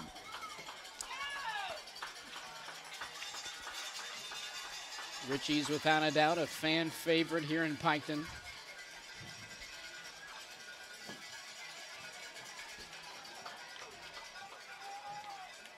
What do you think you're going to see second half? That's your job. Well, I'm going to tell you there's no reason, again, just like last week, there's no reason to think we won't see more of the same. Now, we may see some different results depending upon what happened. I mean, Piketon, other than, again, John and I talked about it 1,000 times, the first possession was textbook. Pretty much after that, they've played a pretty sloppy game with snaps and fumbles that they've recovered and fumbles that they've lost. But if they can clean that up and get a couple of stops, they could turn this thing around on a dime. That's not the style that Zane Trace has, that Piketon does have that style. But, hey, Zane Trace not going to roll over and play dead here, that's for sure. But it's to be determined. Second half underway. Zach Hanna boots it away for the Redstreaks. This one will be returnable. That's Aiden Dunn on the return, right up the middle. One man to beat, cuts it up in a foot race down the middle of the field, down the left hash. Brought up just shy of the goal line.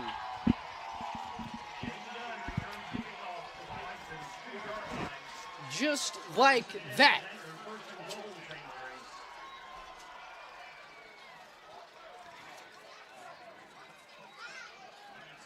Just outstanding run.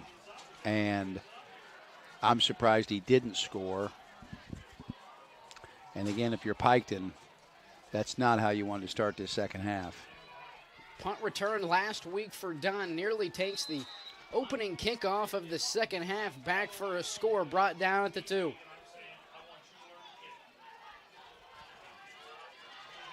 Phillips under center. He'll keep it himself right up the middle. Sure looked in to me. Appears to be brought up just shy. Pioneers looking to take a 2-score lead here early in the third quarter. Phillips under center, pushing ahead. Touchdown, Pioneers.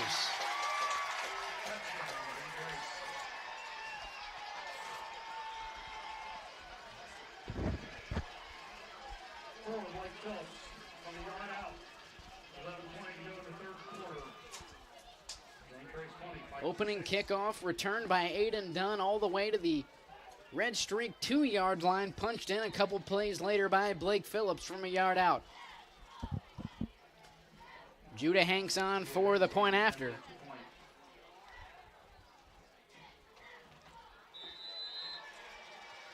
And the kick is good. 21-6, 11:20 remaining in the third quarter. We'll take a quick break. You're watching Ohio High School football on Southern Ohio Sports Authority, presented by Ohio Health.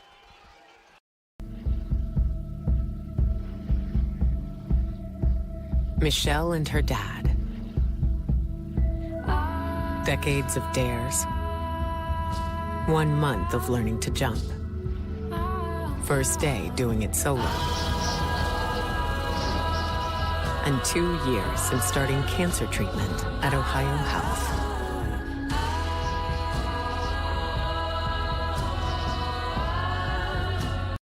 This broadcast is brought to you in part by Willie and Son Trucking. Willie and Son Trucking has been a proud supporter of local student athletes, coaches, and athletic programs throughout its history. Be sure to look out for the Shack Athlete of the Week presented by Willie and Son Trucking each week at SOSAOhio.com. 21-6 lead following the 1-yard rushing touchdown from Blake Phillips, set up by the outstanding return on the kickoff from Aiden Dunn.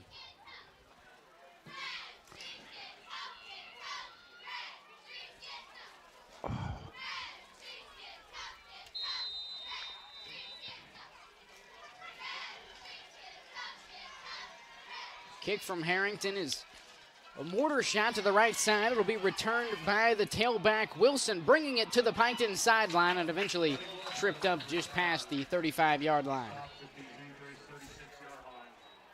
What kind of shot was that? A mortar? That was more like a flop wedge. It was laid your 60-degree open. Again, if you're Piketon, no real reason to hit the panic button here because you'll beat these guys by playing defense. But you got to go out offensively and do what you do. Empty backfield, Wilson in motion. Goyen fakes the handoff. He'll keep it himself to the right side, barreling forward to the 45-yard line. He'll be brought up just shy. Now, what I liked more about that play was it was a different wrinkle off the jet sweep. And Mr. Goyen was trading paint with people there at about the 7-yard gain.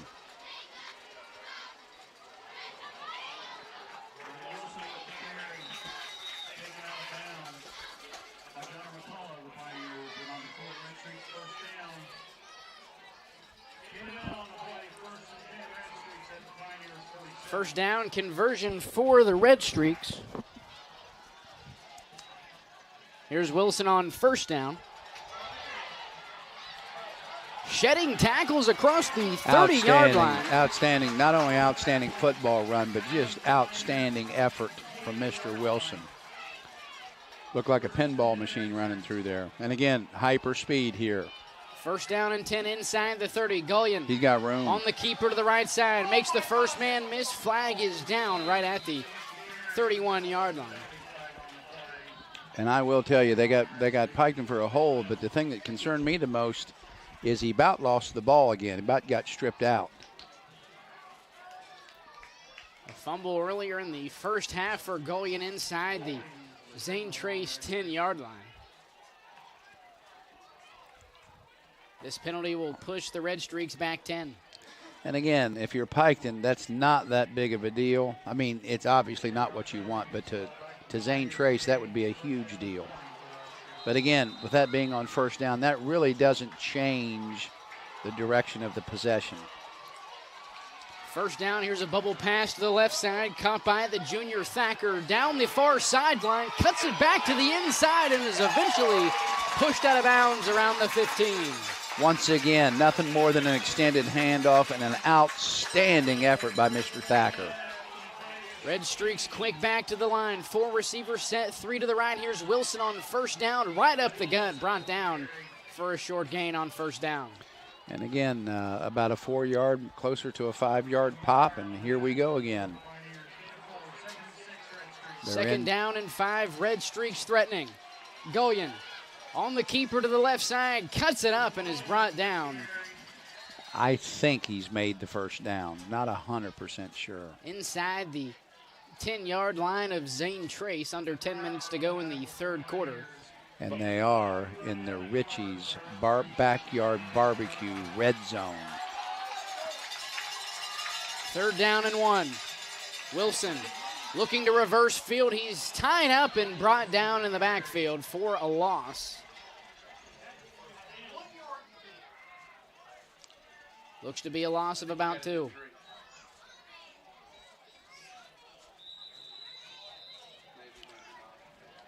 Looked like to me he was at or near the first down when he decided to bounce that ball inside or cut back to his right. But again, I personally think for momentum's sake, this is a huge play.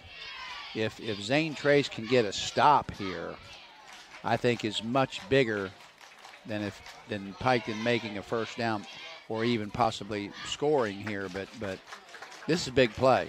Again, not very often with 9 minutes to go in the third quarter is there a critical play. But if Again, if you're talking about strictly momentum, here is a play that's going to create momentum for Piketon or create momentum for Zane Trace. 4th down, 2 yards to go. I think he's throwing. And they got two guys out here guarding 3. Goyen will keep it on 4th down to the right side. Brought up. We'll wait for the ruling. I can't tell. The guy on the sidelines over here signaled 1st down.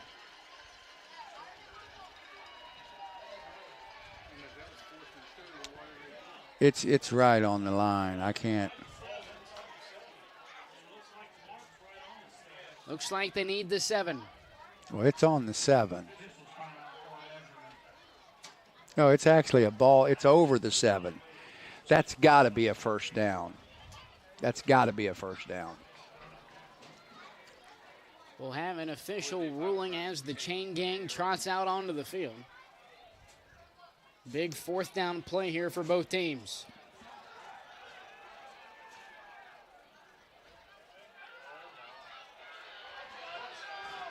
Oh, my God.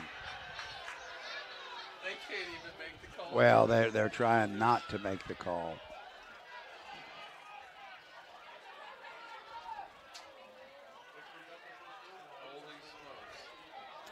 Did he get his card out to measure that or to mark that? It is quite literally that close. 1st down, Redstreaks. I just don't like it because it took that long. Either it was a 1st down or it wasn't. But, I mean, that was 15 seconds ago. Big time conversion on 4th down. 1st down, goal to go from the Pioneer 7. 2 men in the backfield alongside Gullion. He'll hand it off. Touchdown. Brownfield straight ahead. Touchdown, Streaks.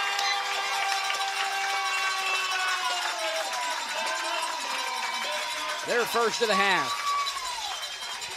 Again, just a simple inside zone play.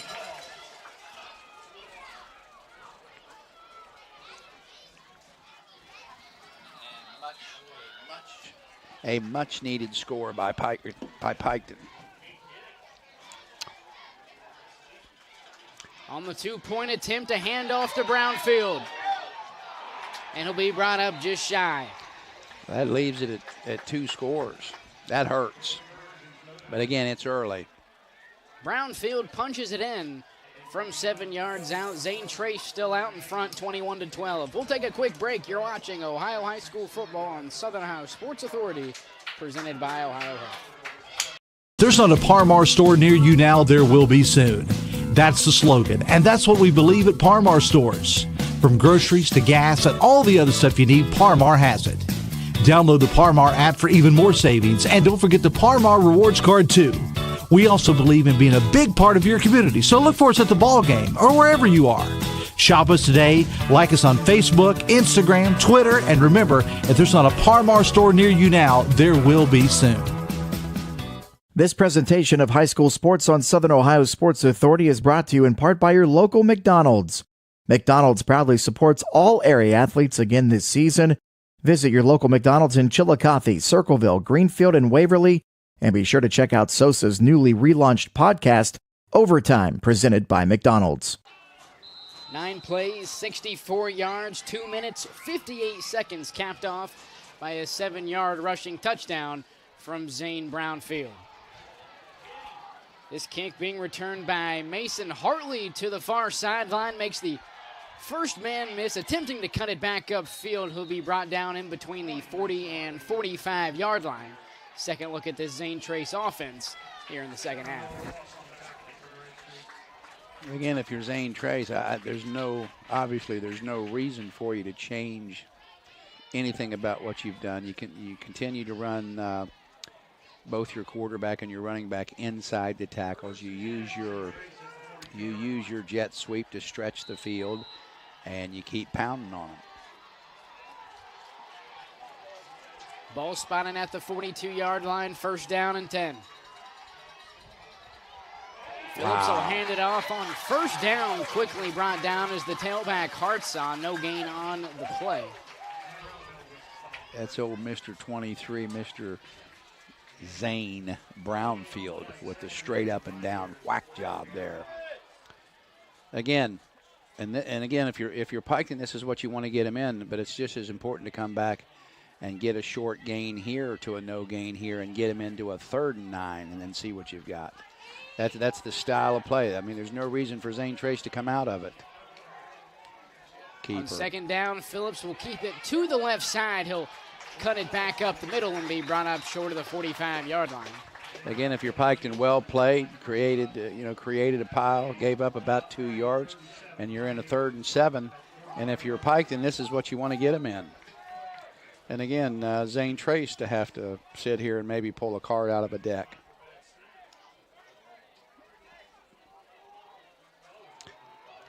What do you think, Dewey? Throw it? I bet they don't. Hartsaw alongside Phillips in the backfield. 3 receivers set here for the Pioneers. On 3rd down, Phillips will keep it straight ahead, brought down, short pickup on the play. They'll bring up about a 4th down and 5 for Zane Trace. No question, a punting situation for Zane Trace. Piketon defense does their job. That's only their 2nd 3 and out of the game, and the first one was really early. But again, if you're Piketon, that's just what the doctor ordered. They'll get the ball back. They've got a little bit of momentum going. They just scored, and we'll see what they can do with this next possession. But the problem is they're down 9 points. Spencer Brower boots it away for the Pioneers. It is fair caught inside the 25-yard line by Gavin Blanton.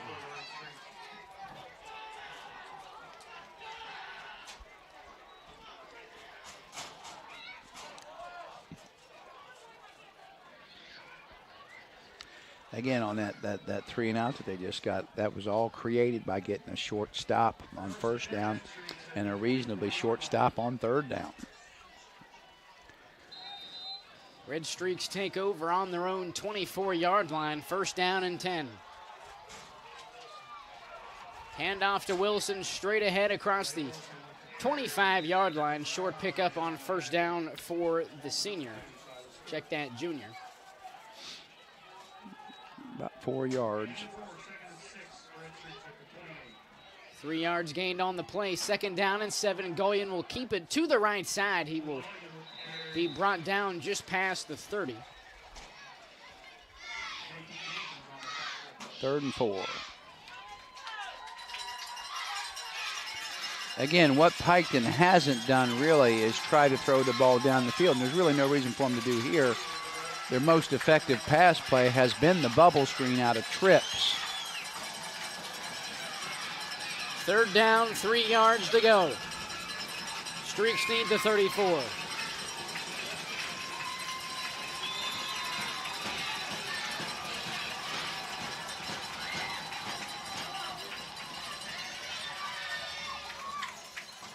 Third down, Goyen will keep it straight ahead, close to the 1st down, flag in the Redstreak backfield. Well, he got the 1st down.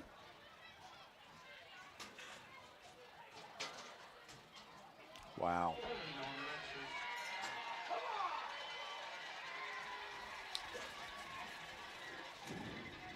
Again, and they've run the play 2-3 times, just a simple quarterback isolation. And, Luke was able to run through a little bit of contact and actually pick up the 1st down, but the holding call just absolutely deal breaker. 5:31 remaining in the 3rd quarter. 3rd down and 13 for Piketon. Again, the first time in recent memory that Piketon's been forced to have to really throw the ball down the field. So we'll see what they come up with. Goyen back to pass on 3rd down, dumps it off to Wilson. To his left, makes the first man miss, looking to reverse field back towards Piketon sideline. Sheds a couple more tackles. Now back to the Zane Trace sideline. He's got a little bit of room. Close to the 1st down, brought up just shy. If he don't stop running, he picks up the 1st down. I think he's about a yard short. What an effort. What an effort. What an effort. Reversing field 2 times was Wilson. Left, right, back to the left. Brought up just a yard shy of the first down.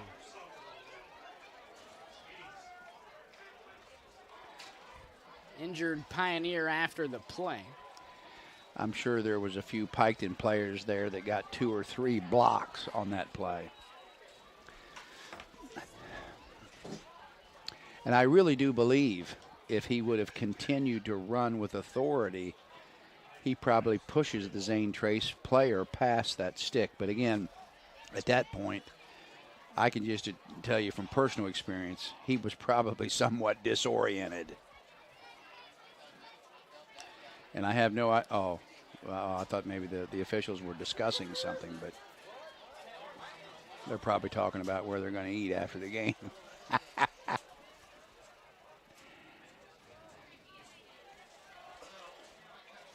The good news is after a Spencer Steer 2-run homer, the Reds are up 3-0 in the bottom of the 6th at New York.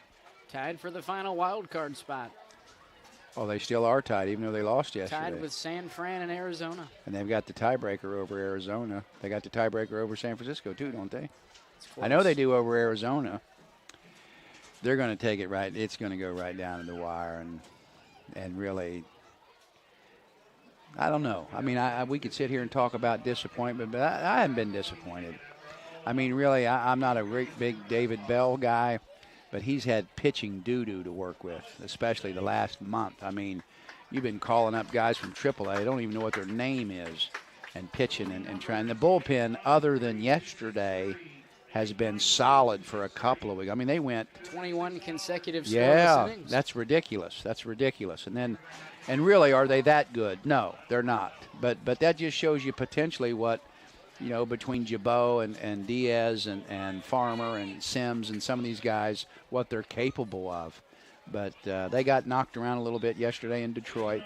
And I don't know who was pitching when, you know, a guy hits a grand slam and that game gets a little bit out of control there at the end. But other than that, the Reds the bullpen has held them in there.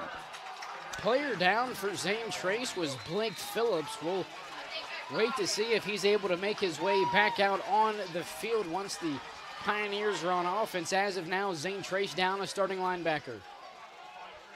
4th down and 1, straight ahead, it's Gullion. He's got the first down. I really believe, and I know I was critical of Waverly a few weeks back, I like that call. I wasn't really in favor of what Waverly did 3 weeks ago against Uniota, but that right there was important to keep the momentum going. First down, straight ahead, it's Brownfield. Stuffed at the line of scrimmage, nowhere to go. After the gain of a yard. 2nd and 9, Redstreaks at the 37-yard line. 1 yard picked up on the play, 2nd down and 9. Gullion rolling to his right, looking to throw. Pass is overthrown, it's picked off. Cohen Larson the other way for the Pioneers. Well, Piketon got 15 more yards out of that. But just an awful throw. Threw it back. It was behind him. Just, I mean, and honestly, that should have been a completion for about 5 or 6 yards. But he just up the field, inside and behind. But Piketon's or Zane Trace is going to get the ball back about midfield. Flags down after the play. Yeah, it was on Zane Trace. I saw it. There is a penalty flag on the field. The junior Cohen Larson comes up with the interception on 4th down.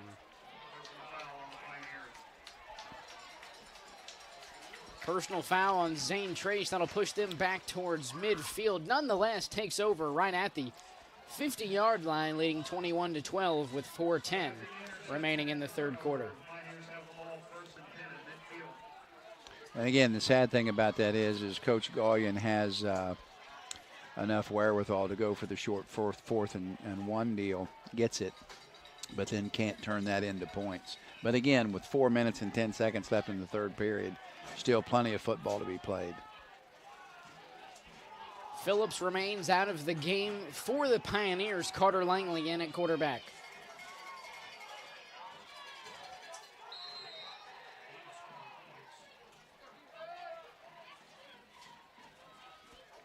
Three-receiver set for the Pioneers. Hartzell in the backfield alongside Langley.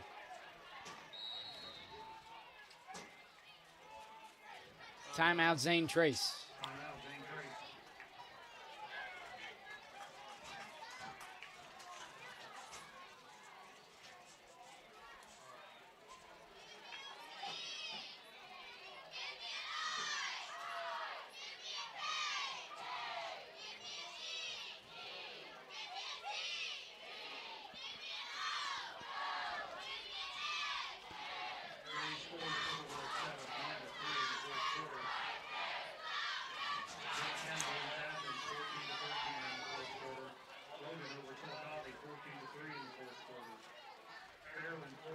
Chillicothe won a game? No. 0-4 Chillicothe hosting 1-3 Logan this week. And Logan's beating them. I heard him say something. Logan's something, Chillicothe nothing, I think. An old SCOAL. No. Chillicothe never in the SOAL. Logan was with us. With Chillicothe was in the SCOAL. Oh, yeah. Before they turned it into the FAC for a quick minute. Yeah. You're right. Zane Trace takes over at midfield, first down and 10. Langley in the backfield puts Stewart in motion. Here's the junior on a jet sweep towards Zane Trace's sideline. He's brought down right at the line of scrimmage. And again, a healthy sign for Piketon is they're able to for the first time, effectively stop that play. And there was an absolute block in the back by a Zane Trace player that wasn't called. But, again, they've got him in 2nd and 10, which is, again, obviously the situation you want to have these guys in. Player down after the play for Piketon. No gain on the sweep from Stewart. That'll result in a 2nd down and 10 once we resume play. 3:59 remaining in the third. And I'm not sure if the kid that is down from Piketon is the kid that got blocked in the back. But if you run that play back, you'll see it plain as day. And worst of all, it was a crackback block. It wasn't a real physical block, but those are the things that they're absolutely trying to officiate out of the game.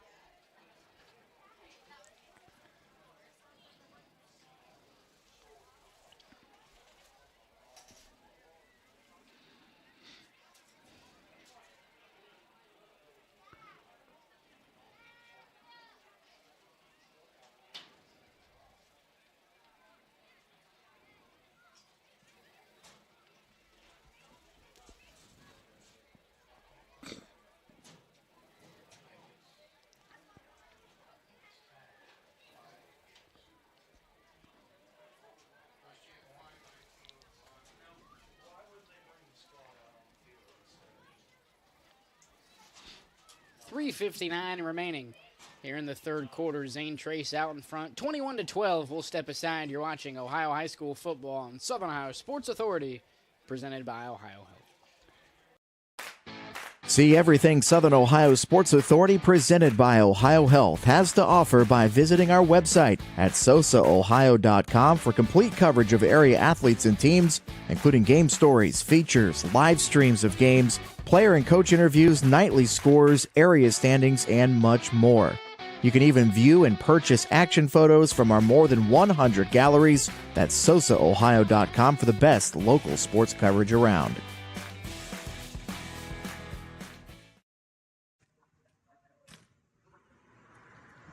Hey, Mike Glockner here from the Glockner family of dealerships. Want to wish all the fall sports athletes a very safe and successful year. Good luck.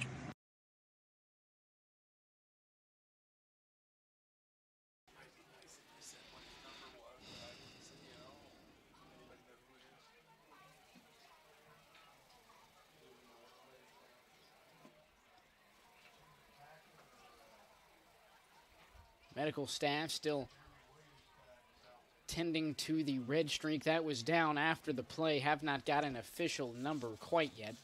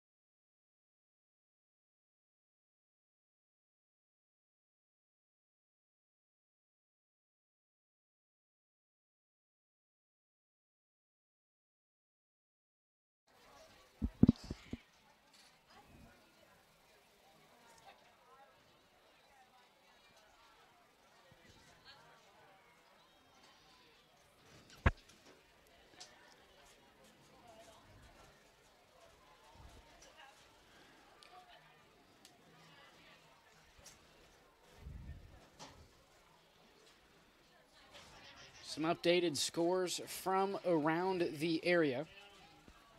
Adena leading Southeastern 30-23 in the third quarter. Washington Courthouse 14-7 leaders over Monroe. Hillsborough 26-6 over East Clinton. Logan 14-3 over Chillicothe in the third quarter. Unyota 44-0 leaders over Huntington at halftime. Paint Valley 27-7 over Westfall. That game in the fourth quarter. Cincinnati Hills Christian Academy leading McLean 18-8 at halftime. Miami Trace 35 to Western Browns 13 at halftime. Vinton County 14-13 over Athens in the fourth quarter. Logan Elm, who has been impressive so far, still remains undefeated. 27-0 leaders over Fairfield Union in the third. Jackson 24-7 leaders at the break over Ross.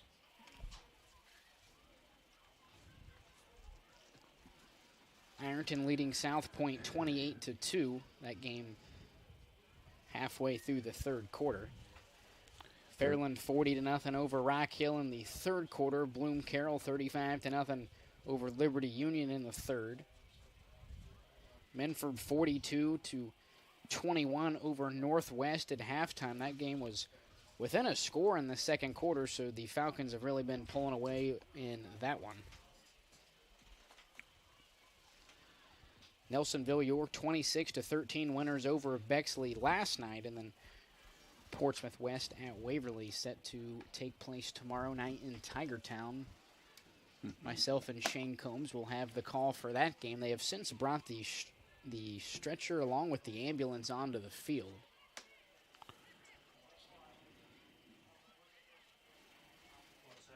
Initially just the stretcher, but after some hesitancy to bring out the ambulance, they have now done so.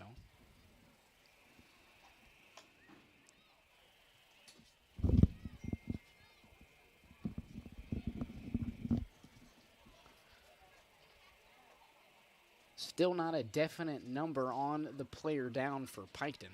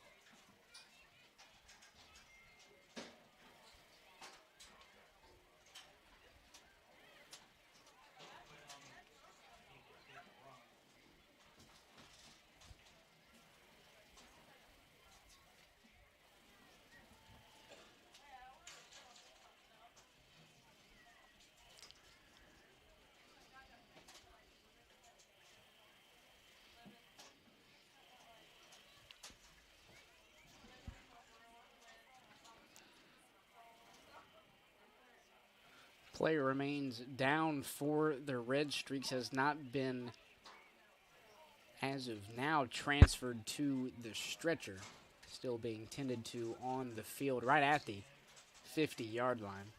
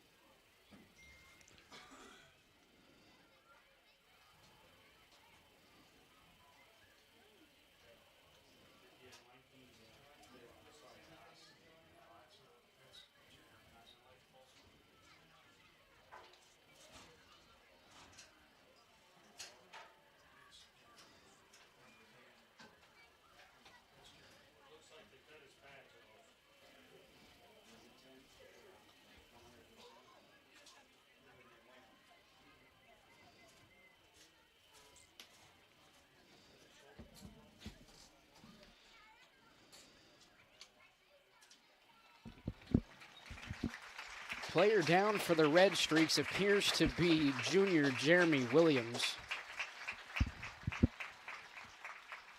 Has now been transferred to the stretcher.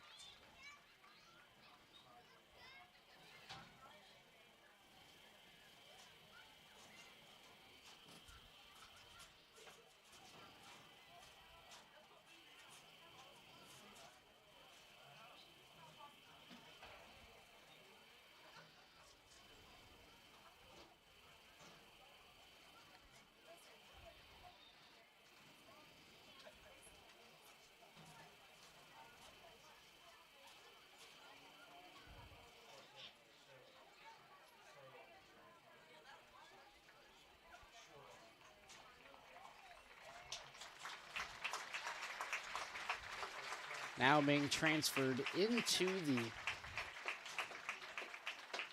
Adams County Ambulance.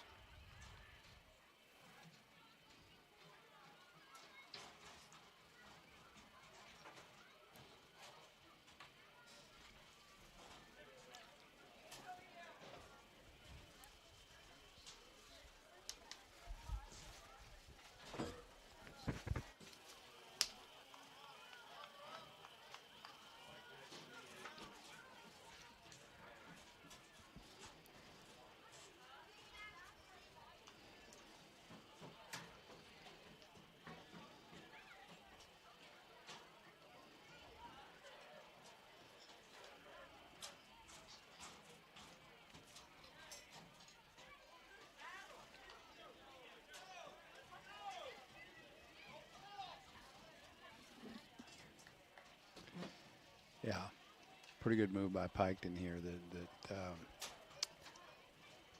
You know, of course, we're all concerned about the individual's health, but at the end of the day, you've been standing around, I'm going to guess, 15 or 18 minutes, and it's almost like a restart.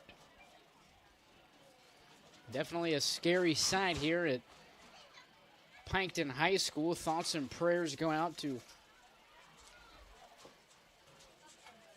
Jeremy Williams and his family. Will wait to see if we hear any updates here in the next hour or so.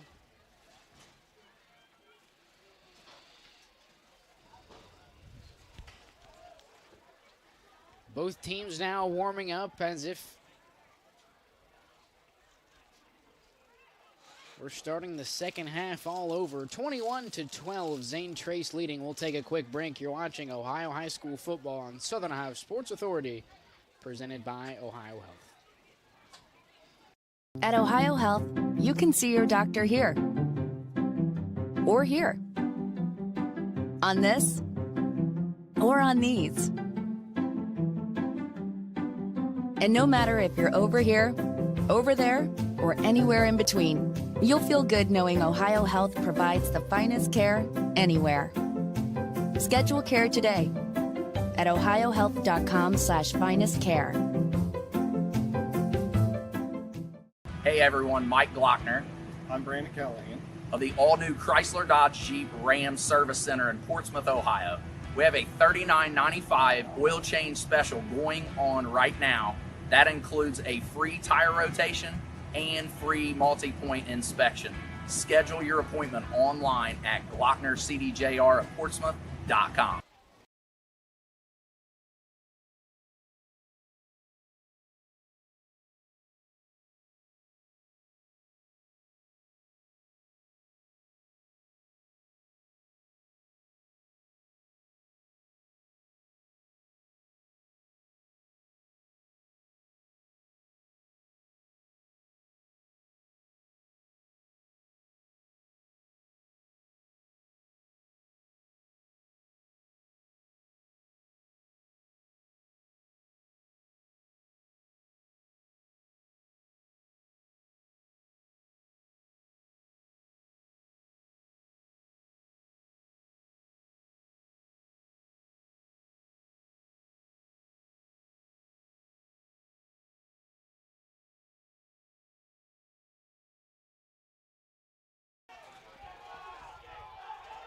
We'll look to resume play here. 3:59 remaining in the third quarter. 21-12, Zane Trace leading.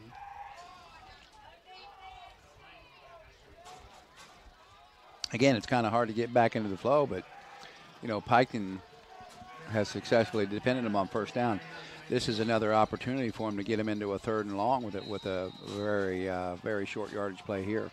2nd down and 10, ball right at midfield. Langley in, back to throw on 2nd down, down the middle of the field. He's got a receiver, that's Stewart. 1st down, Pioneers to the Redstreak 30-yard line. And if I'm not mistaken, that's the first attempted pass and completed pass. First pass of the night for Langley. His first pass attempts in the last 2 weeks. Didn't play last week. Initially didn't start tonight, however. Blake Phillips a bit banged up after the last defensive series. Langley now back in the game for Zane Trace. 1st down and 10 at the plus 30-yard line.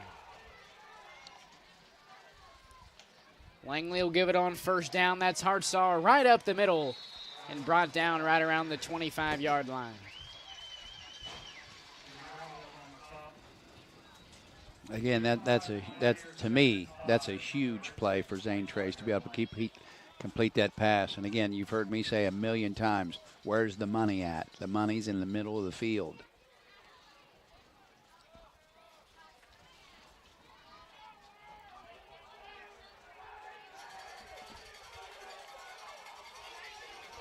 Second down and 5. Langley will give it to Hartsaw once again, right up the gut. Close. He's got the 1st down for Zane Trace inside the 15-yard line of Piketon.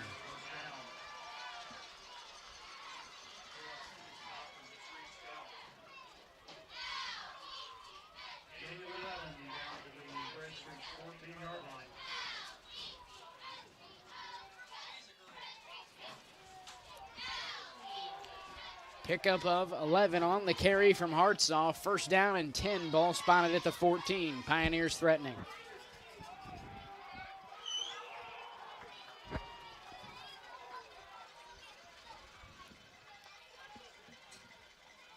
First down, here's Hartsaw. Cuts it back up the middle, brought down for a short gain on first down.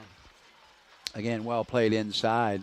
Hartsaw started to spill that play outside and thought better of it and stuck his head up in there or stuck his nose up in there for about a yard and a half.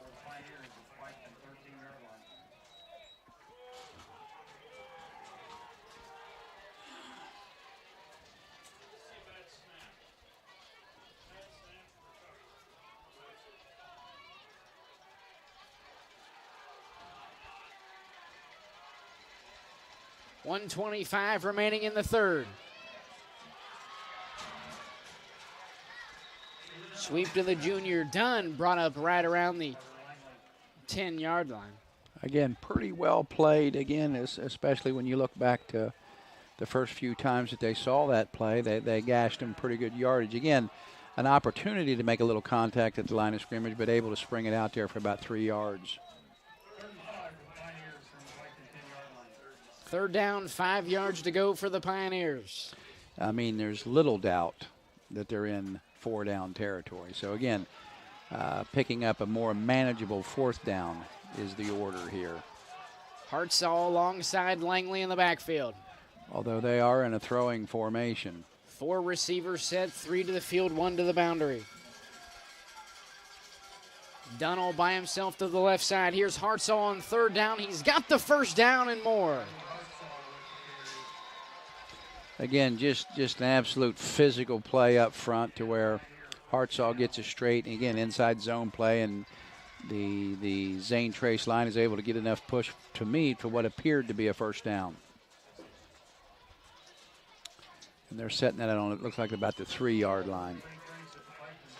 Again, if you're Piketon here, it would be extremely helpful to hold him out of the end zone here. First down, goal to go from the 3. Zane Trace does not need to snap the ball and can send this to the 4th quarter. That's exactly what they're going to do.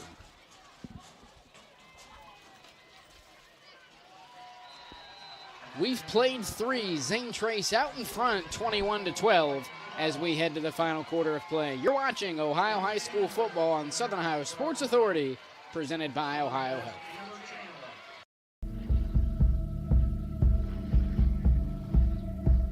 Michelle and her dad. Decades of dares.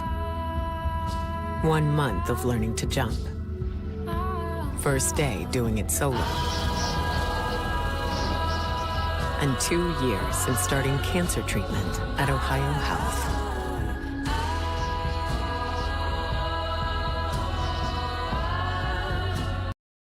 This broadcast is brought to you in part by Willie and Son Trucking. Willie and Son Trucking has been a proud supporter of local student athletes, coaches, and athletic programs throughout its history. Be sure to look out for the Shack Athlete of the Week presented by Willie and Son Trucking each week at SOSAOhio.com. 3 quarters down, 1 to go. Pioneers out in front by 9, leading 21-12. 12 minutes left to play here in regulation.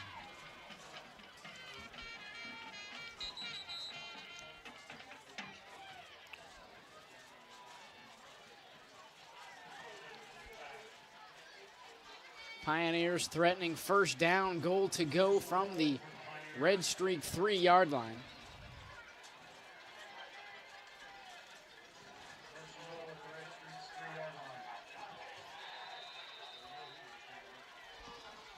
Phillips back into the game for the Pioneers.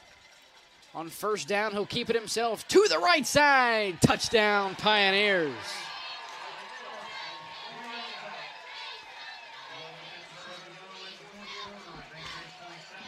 From 3 yards out, the junior. Check that, the senior, Blake Phillips. Makes it a 15-point ball game.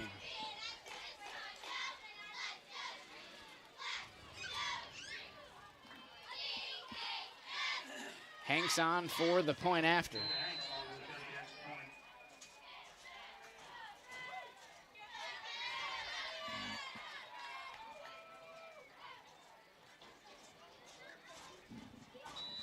PAT from Hanks is good, and that makes it a 16-point ball game, 3 seconds into the final quarter of play. You're watching Ohio High School football on Southern Ohio Sports Authority, presented by Ohio Health. There's not a Parmar store near you now, there will be soon. That's the slogan, and that's what we believe at Parmar stores. From groceries to gas and all the other stuff you need, Parmar has it. Download the Parmar app for even more savings, and don't forget the Parmar Rewards Card too. We also believe in being a big part of your community, so look for us at the ball game or wherever you are. Shop us today, like us on Facebook, Instagram, Twitter, and remember, if there's not a Parmar store near you now, there will be soon. This presentation of high school sports on Southern Ohio Sports Authority is brought to you in part by your local McDonald's. McDonald's proudly supports all area athletes again this season. Visit your local McDonald's in Chillicothe, Circleville, Greenfield, and Waverly, and be sure to check out SOSA's newly relaunched podcast, Overtime, presented by McDonald's. 7 plays, 51 yards, 4 minutes and 13 seconds on the scoring drive for Zane Trace, capped off by a 3-yard rushing touchdown from Blake Phillips. Zane Trace out in front by 16, still a 2-score game for Piketon with 11:57 to go here in the fourth quarter.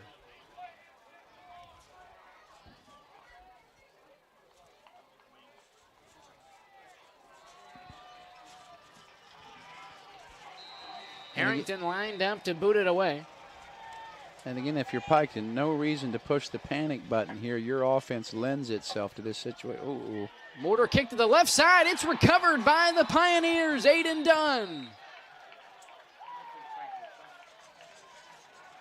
A perfectly executed mortar kick from Harrington allows enough time for the junior Aiden Dunn to scamper down the sideline and pick it up.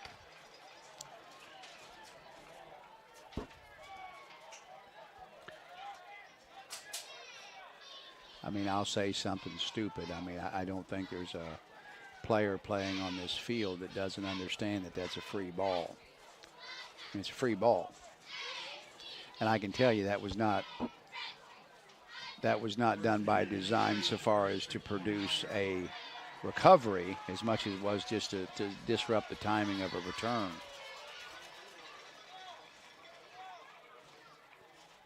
And if you're Piketon, that hurts. And a score here in this possession by Zane Trace, in my opinion, would be the first nail. Zane Trace right back out on offense at the Piketon 29. First down, here's Hartsaw. Right up the gut past the 25, now inside the red streak 20-yard line. First down for the Pioneers. And I mean, if you think about it, you know, if you're Zane or if you're Piketon, you just turned around and you just played defense. So, I mean, it's very difficult to run right back out there and play defense, especially on a short field.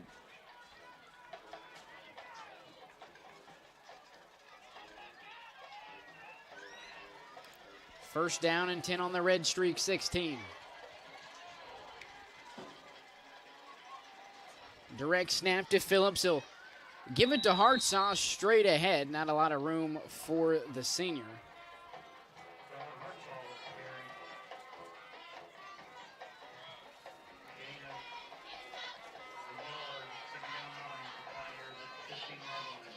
Pickup of 1, second down and 9 for Zane Trace.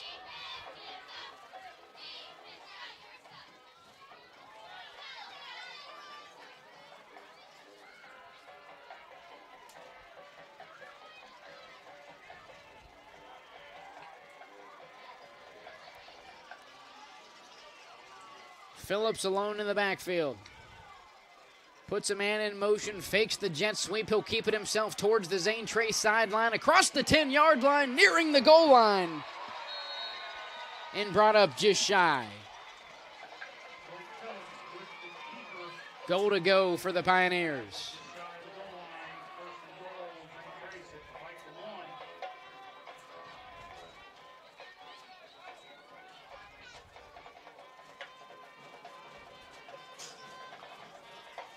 Again, nothing fancy. Just, again, what I call the J.T. Barrett zone read.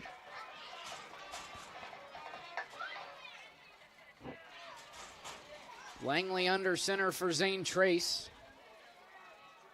Phillips directly behind him. Langley will keep it on first down. Touchdown, Pioneers.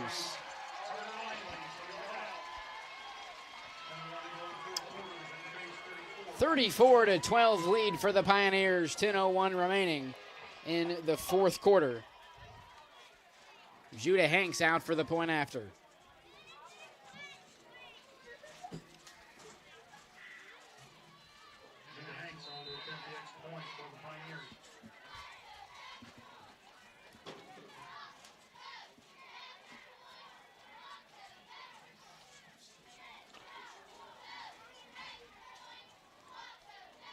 Hold is down.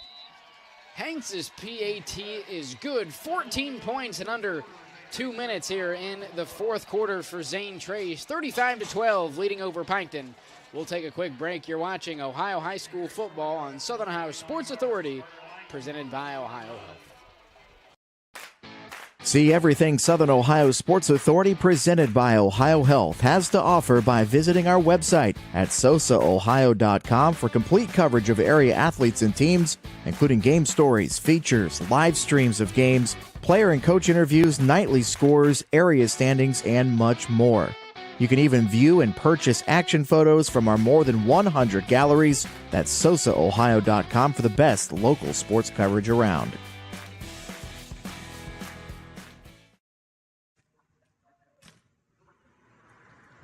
Hey, Mike Glockner here from the Glockner family of dealerships. Want to wish all the fall sports athletes a very safe and successful year. Good luck.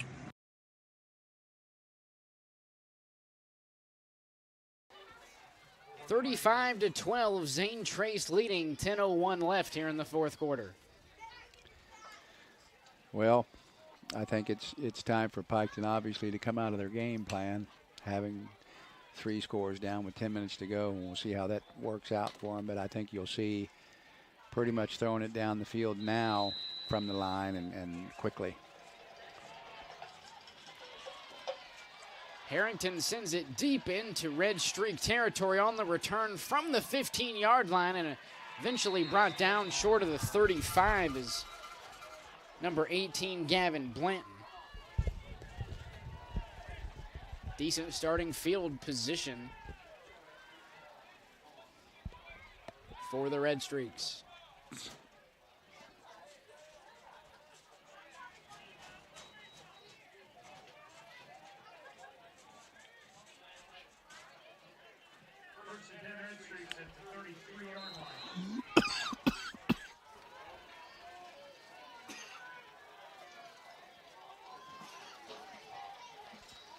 First down, here's a toss to the left side to Wilson. He looks to reverse field similar to how he did earlier in the half. He'll be brought down just past the 35.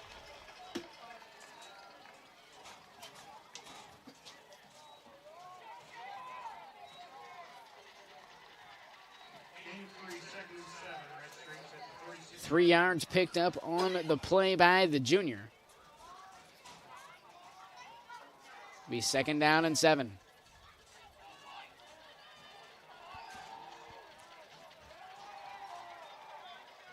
Twins set here for the Redstreaks, going and firing to his left. It's completed to the wideout. McGuire quickly brought down by Aiden Dunn right around the Redstreak 40-yard line.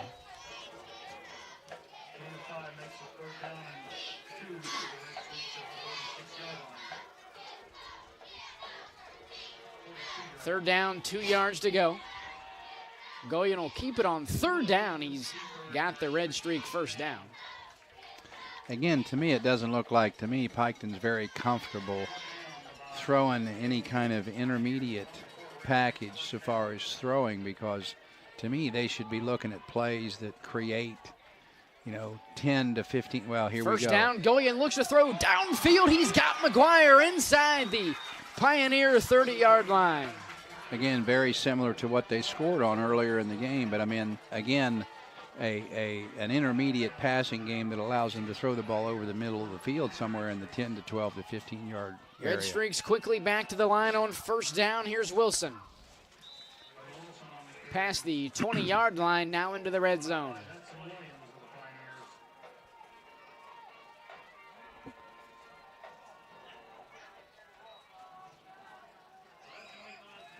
Ball spotted on the 19. Here's another handoff to Wilson. Short gain on second down for the junior.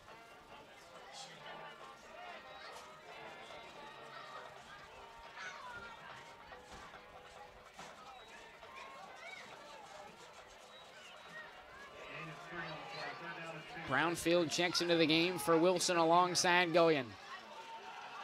QB keeper on third down. He's got the first down, brought up just shy of the 10.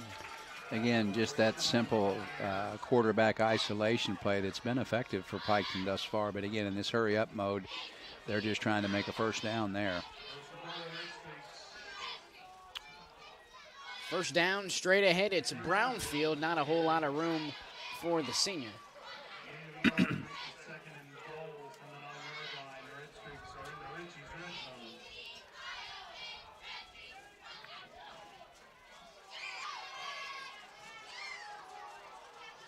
Second down and 9, a bubble pass to the right side, caught by Mason Thacker, who cuts it upfield right around the Zane Trace 5-yard line. Again, they added a little wrinkle there to almost the fake draw into a bubble screen. We haven't seen that yet today. But again, that's just, to me, that's an extended running play. Third down, goal to go from the 6. Goyen on third down, nearing the pylon. He's pulled out of bounds by Silas Stewart. Fourth down, goal to go for the Redstreaks coming up.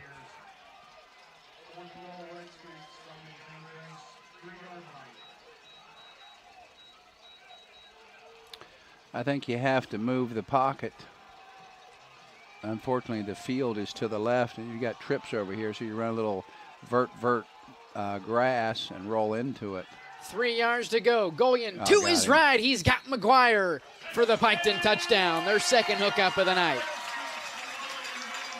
A tremendous route. We call that a fade out.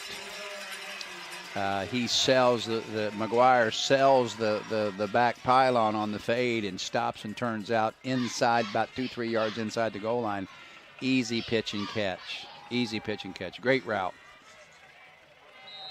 Remains a 3-score game, a big-time 2-point conversion coming up for Piketon. Here's an option. Goyen running out of room. He's brought down in the backfield. Bryce Johnson in on the stop, and it'll remain a 17-point game. 35-18, Zane Trace leading. 6:13 to go in the fourth. We'll step aside. You're watching Ohio High School football on Southern Ohio Sports Authority, presented by Ohio. At Ohio Health, you can see your doctor here or here, on this or on these. And no matter if you're over here, over there, or anywhere in between, you'll feel good knowing Ohio Health provides the finest care anywhere. Schedule care today at ohiohealth.com/finestcare. Hey everyone, Mike Glockner. I'm Brandon Callahan. Of the all-new Chrysler Dodge Jeep Ram Service Center in Portsmouth, Ohio. We have a $39.95 oil change special going on right now. That includes a free tire rotation and free multi-point inspection. Schedule your appointment online at glocknercdjr@portsmouth.com. 9 plays, 67 yards, 3 minutes, 42 seconds, capped off by a 3-yard passing touchdown from Luke Goyen to Brent McGuire. However, an unsuccessful 2-point conversion keeps it at a 3-score lead for the Pioneers. Zach Hanna on to attempt the onside kick for the Redstreaks. And it'll be recovered just on the other side of the field by the Pioneers. Cohen Larson. And I think what you'll see here, again, we talked about it in the first half, I think you'll see Zane Trace go to a 4-minute offense mode and just try to make first downs and stay in bounds and try to work that clock. And again, 6 minutes is,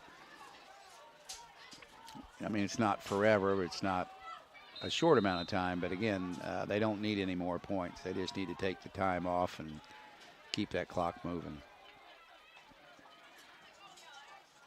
Phillips in at quarterback. He'll give it to Hartsaw on first down across midfield. Nice pickup on first down by the senior. Wilson on the stop for the Redstreaks. Gain of 5, second and 5, Pioneers from the Piketon 47.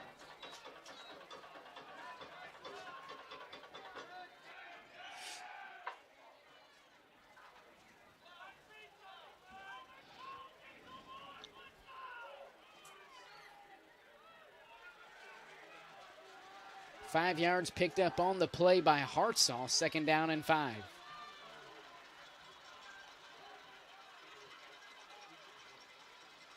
Phillips will give it on second down. This is Hartsaw once again across the 40-yard line of Piketon. Again, for what they need, I mean, the 5-6 yard run is just a killer for Piketon, and the perfect medicine if you're Zane Trace. Just let that clock, put the ball down, move the sticks, and start the clock.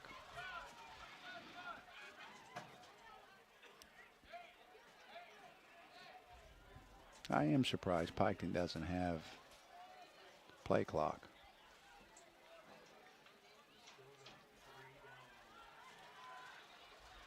Ball spotted at the 40. First down and 10 for Zane Trace.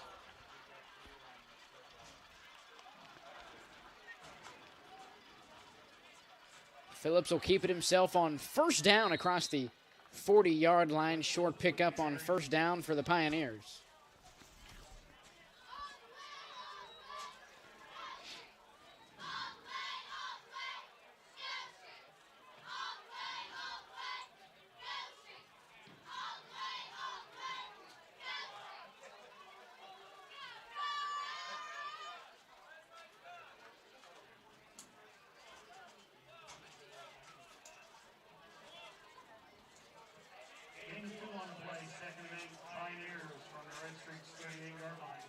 Clock now under 4 minutes.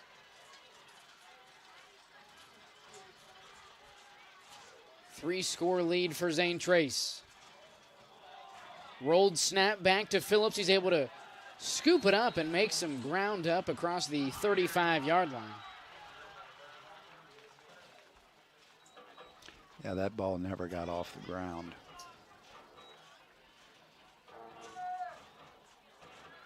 In fact, it was about a 4-hopper.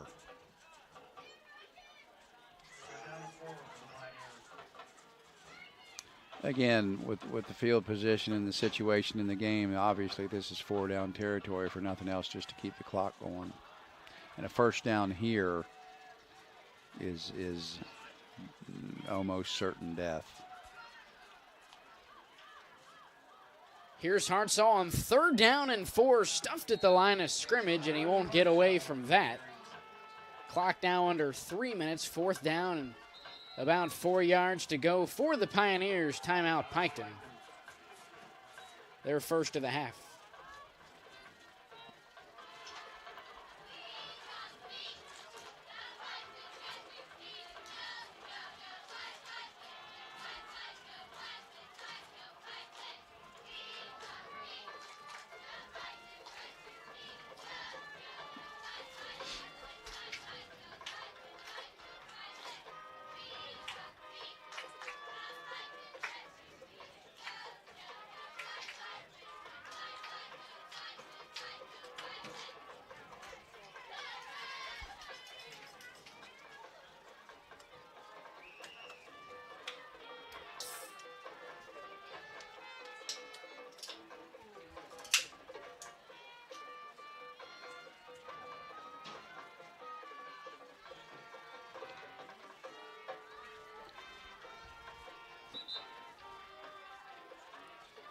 Timeout stops the clock at 2 minutes and 50 seconds. Fourth down and 4 from the Redstreak 35.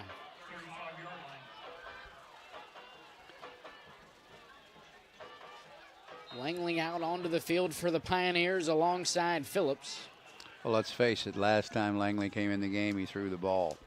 So I don't think there's any question that's the reason he's in there now. 4 receiver set, 3 to the field. And I'd be looking inside here, possibly to the 1 receiver side here.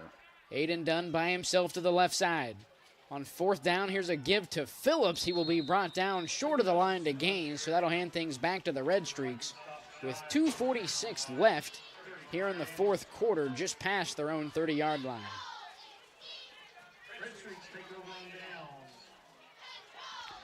Again, if you're Piketon, you know, and I realize we're in week 5, you're not going to win this football game. But here's an opportunity to take the last 2 minutes and 46 seconds and try to create something positive, not only for your kids to feel halfway decent about it at the end of the game, but to actually maybe be able to fall back on in a competitive situation with 2 minutes and 40 seconds to go in a half or a game and be successful in that game and possibly win a game, a future game down the road somewhere. Redstreaks come out and twins on 1st down. Here's a curl route connected by Gullion to McGuire. He'll be pushed out of bounds just past the 40. Hey, he didn't get out of bounds, number 1, and you got to get out of bounds. You got to know where you're at.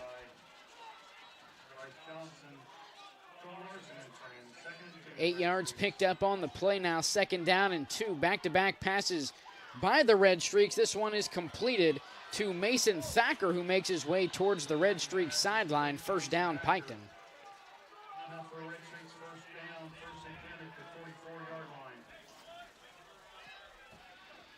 Clock continues to run on 1st down. Here's a pass over the middle. It's caught by the junior Cade Conley. No, it is incomplete. Broken up by the Pioneer defense. Stops the clock at 1:59.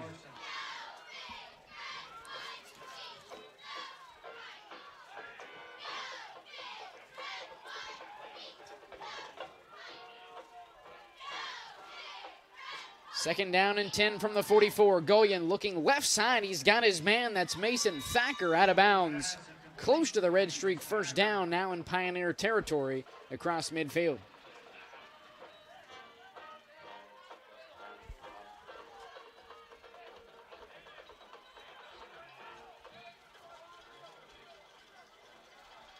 Clock now at 1:54, right up the middle. It's Wilson attempting to bounce it to the outside, now cut back up to the middle. Brought down at the 45-yard line of Zane Trace. And actually was aided by the tackle. He pushed him over the 1st down sticks. Hurry up offense from the Redstreaks. Here's a pass to the right side, back-to-back targets for Cade Conley. This time able to come up with it and come up about 2 yards shy of the 1st down. And he did get out of bounds. Tailback Buddy Wilson now over 100 scrimmage yards tonight. 2nd down and 3. Gullion rolling to his left, once again connecting with Thacker, who gets out of bounds around the Zane Trace 30-yard line. 1st down, Piketon. Again, just a couple of speed outs, quick, what I would call quick speed out and a quick roll to there. Accurate throw, catch the ball, get out of bounds, move the sticks. 1st down and 10. Here's a bubble pass to the right side. It's once again caught by Thacker, who is brought down past the 25-yard line. Again, that being short of a 1st down, the clock will continue to run, but Piketon wasting no time getting to the line of scrimmage. 4 receivers set, 3 to the left. Here's a short pass intended for Cade Conley. It's incomplete. That'll stop the clock at 1:12. And again, with you know, now 3rd down and 3, the stoppage of clock there, that's not the worst thing in the world either.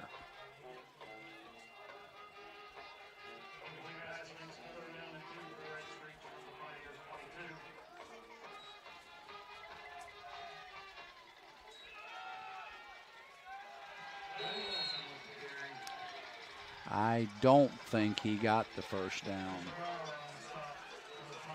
Yeah, they're marking him short, and that hurts. Clockwise, that hurts. Clock is now under a minute for the Redstreaks. Look for the QB isolation, and Piketon running players on. Junior Mason Thacker now over 100 receiving yards, and we have a flag down before the play. Might have had a timeout. If not, probably Piketon's hopping around.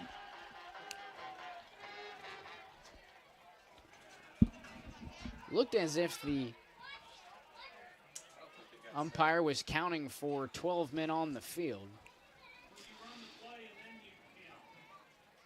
However, he is now waving it off.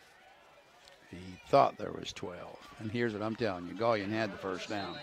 Again, not that it makes matter, but he's still going to run the isolation. Well, he ran the counter. Gullion will keep it on 4th down. He's stopped short of the line to gain. We'll wait for the official marking. He got it. He's over the line.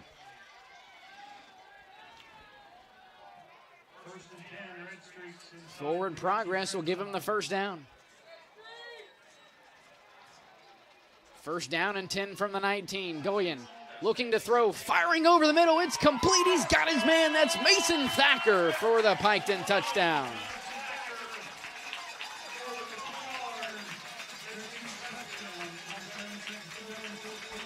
Thacker now over 100 receiving yards on the night, has a receiving touchdown as well. Lead cut down to 11. And of course, that'll beg the question. You know, if you're a Piketon fan, you'd say, where was this offense the other parts of the second half? And you know, there's no explanation for it. Snap is bobbled by Gullion. He will be brought down. 2-point attempt is unsuccessful.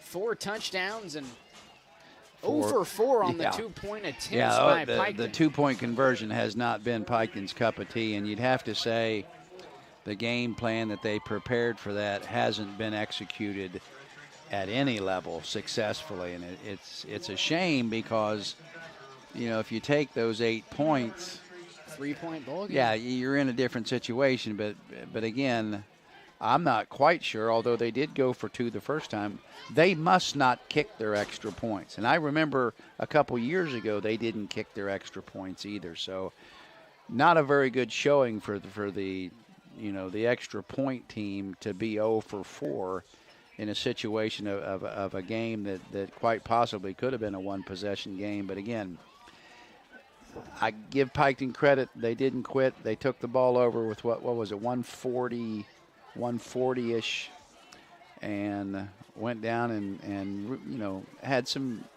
incompleted passes, but put a couple of 6 or 8 plays together and were able to score. And hopefully that'll something that experience, or that positive experience, will be something that they can lean into maybe down the road somewhere.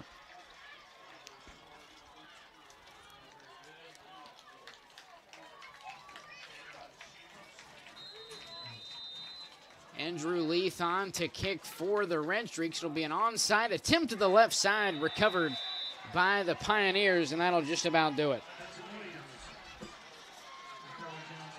Hudson Williams recovering the onside attempt for the Pioneers.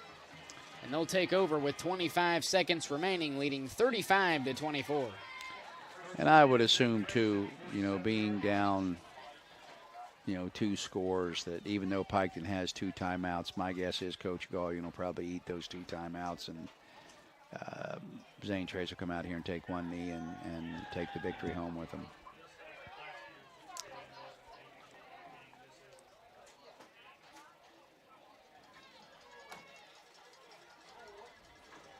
I've never seen a victory formation with 2 guys back. 3 guys back. Have you ever seen anything like that?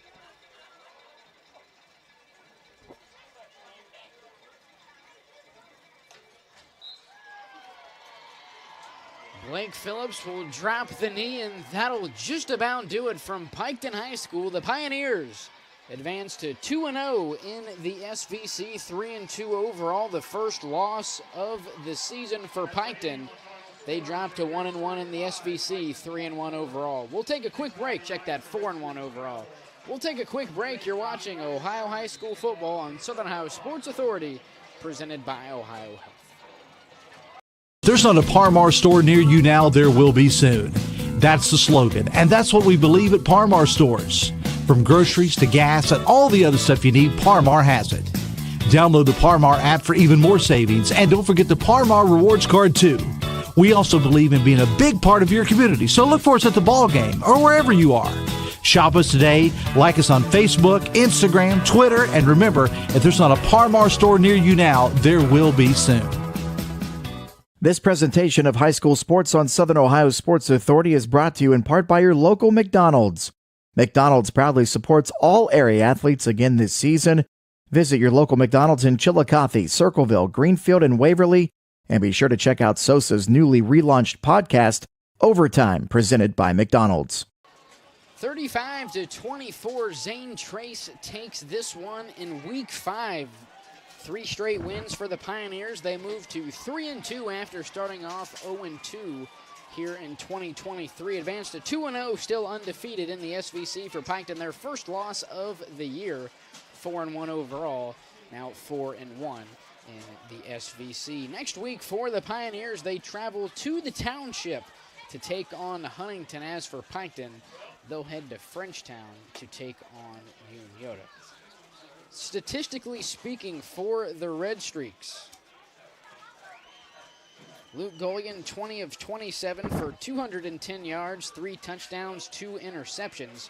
Also had 18 carries for 73 yards.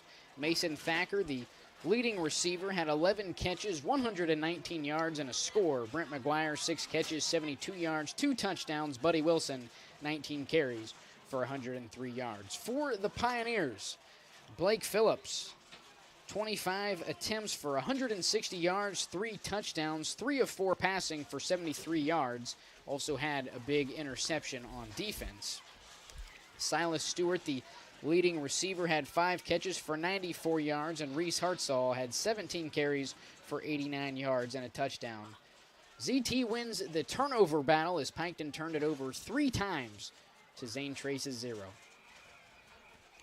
Well, and I think the difference in the game was the turnovers. I mean, if you talk about a quarterback coming into this game and putting it up 27 times and completing 20 of them for over 200 yards, and then turning around and rushing the ball for 70 or 80 yards. I mean, Luke Golian, to me, had an outstanding game. But then you turn around and you look at what Mr. Phillips did.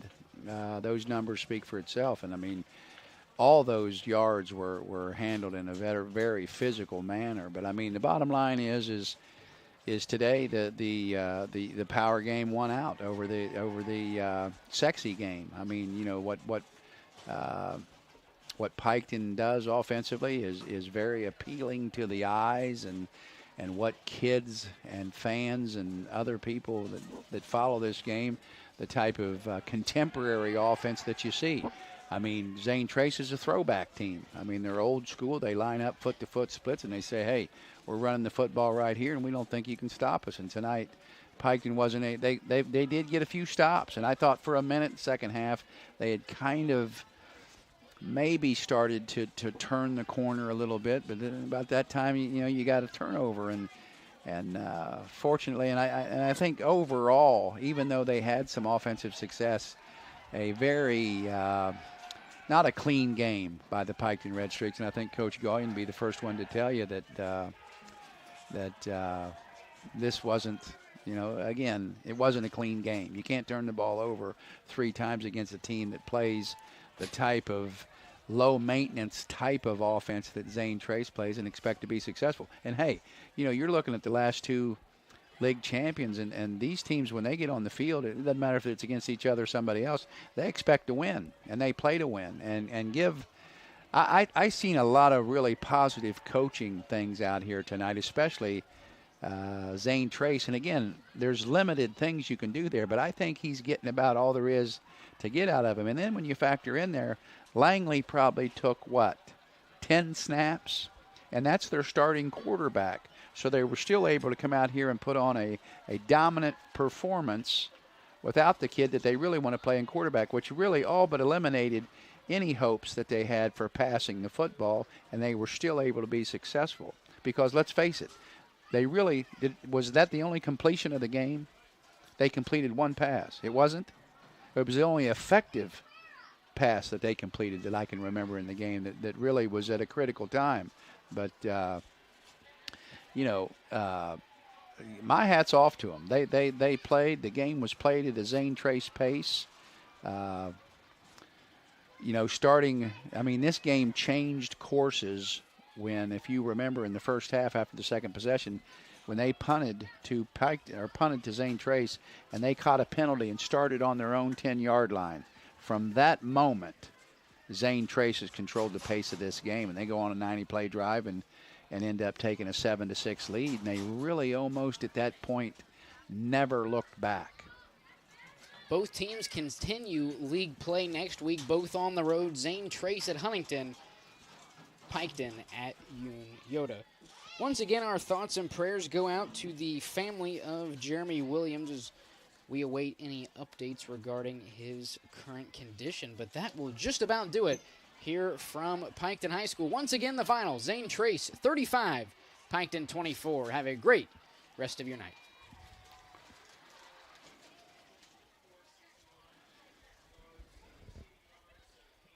$1,100.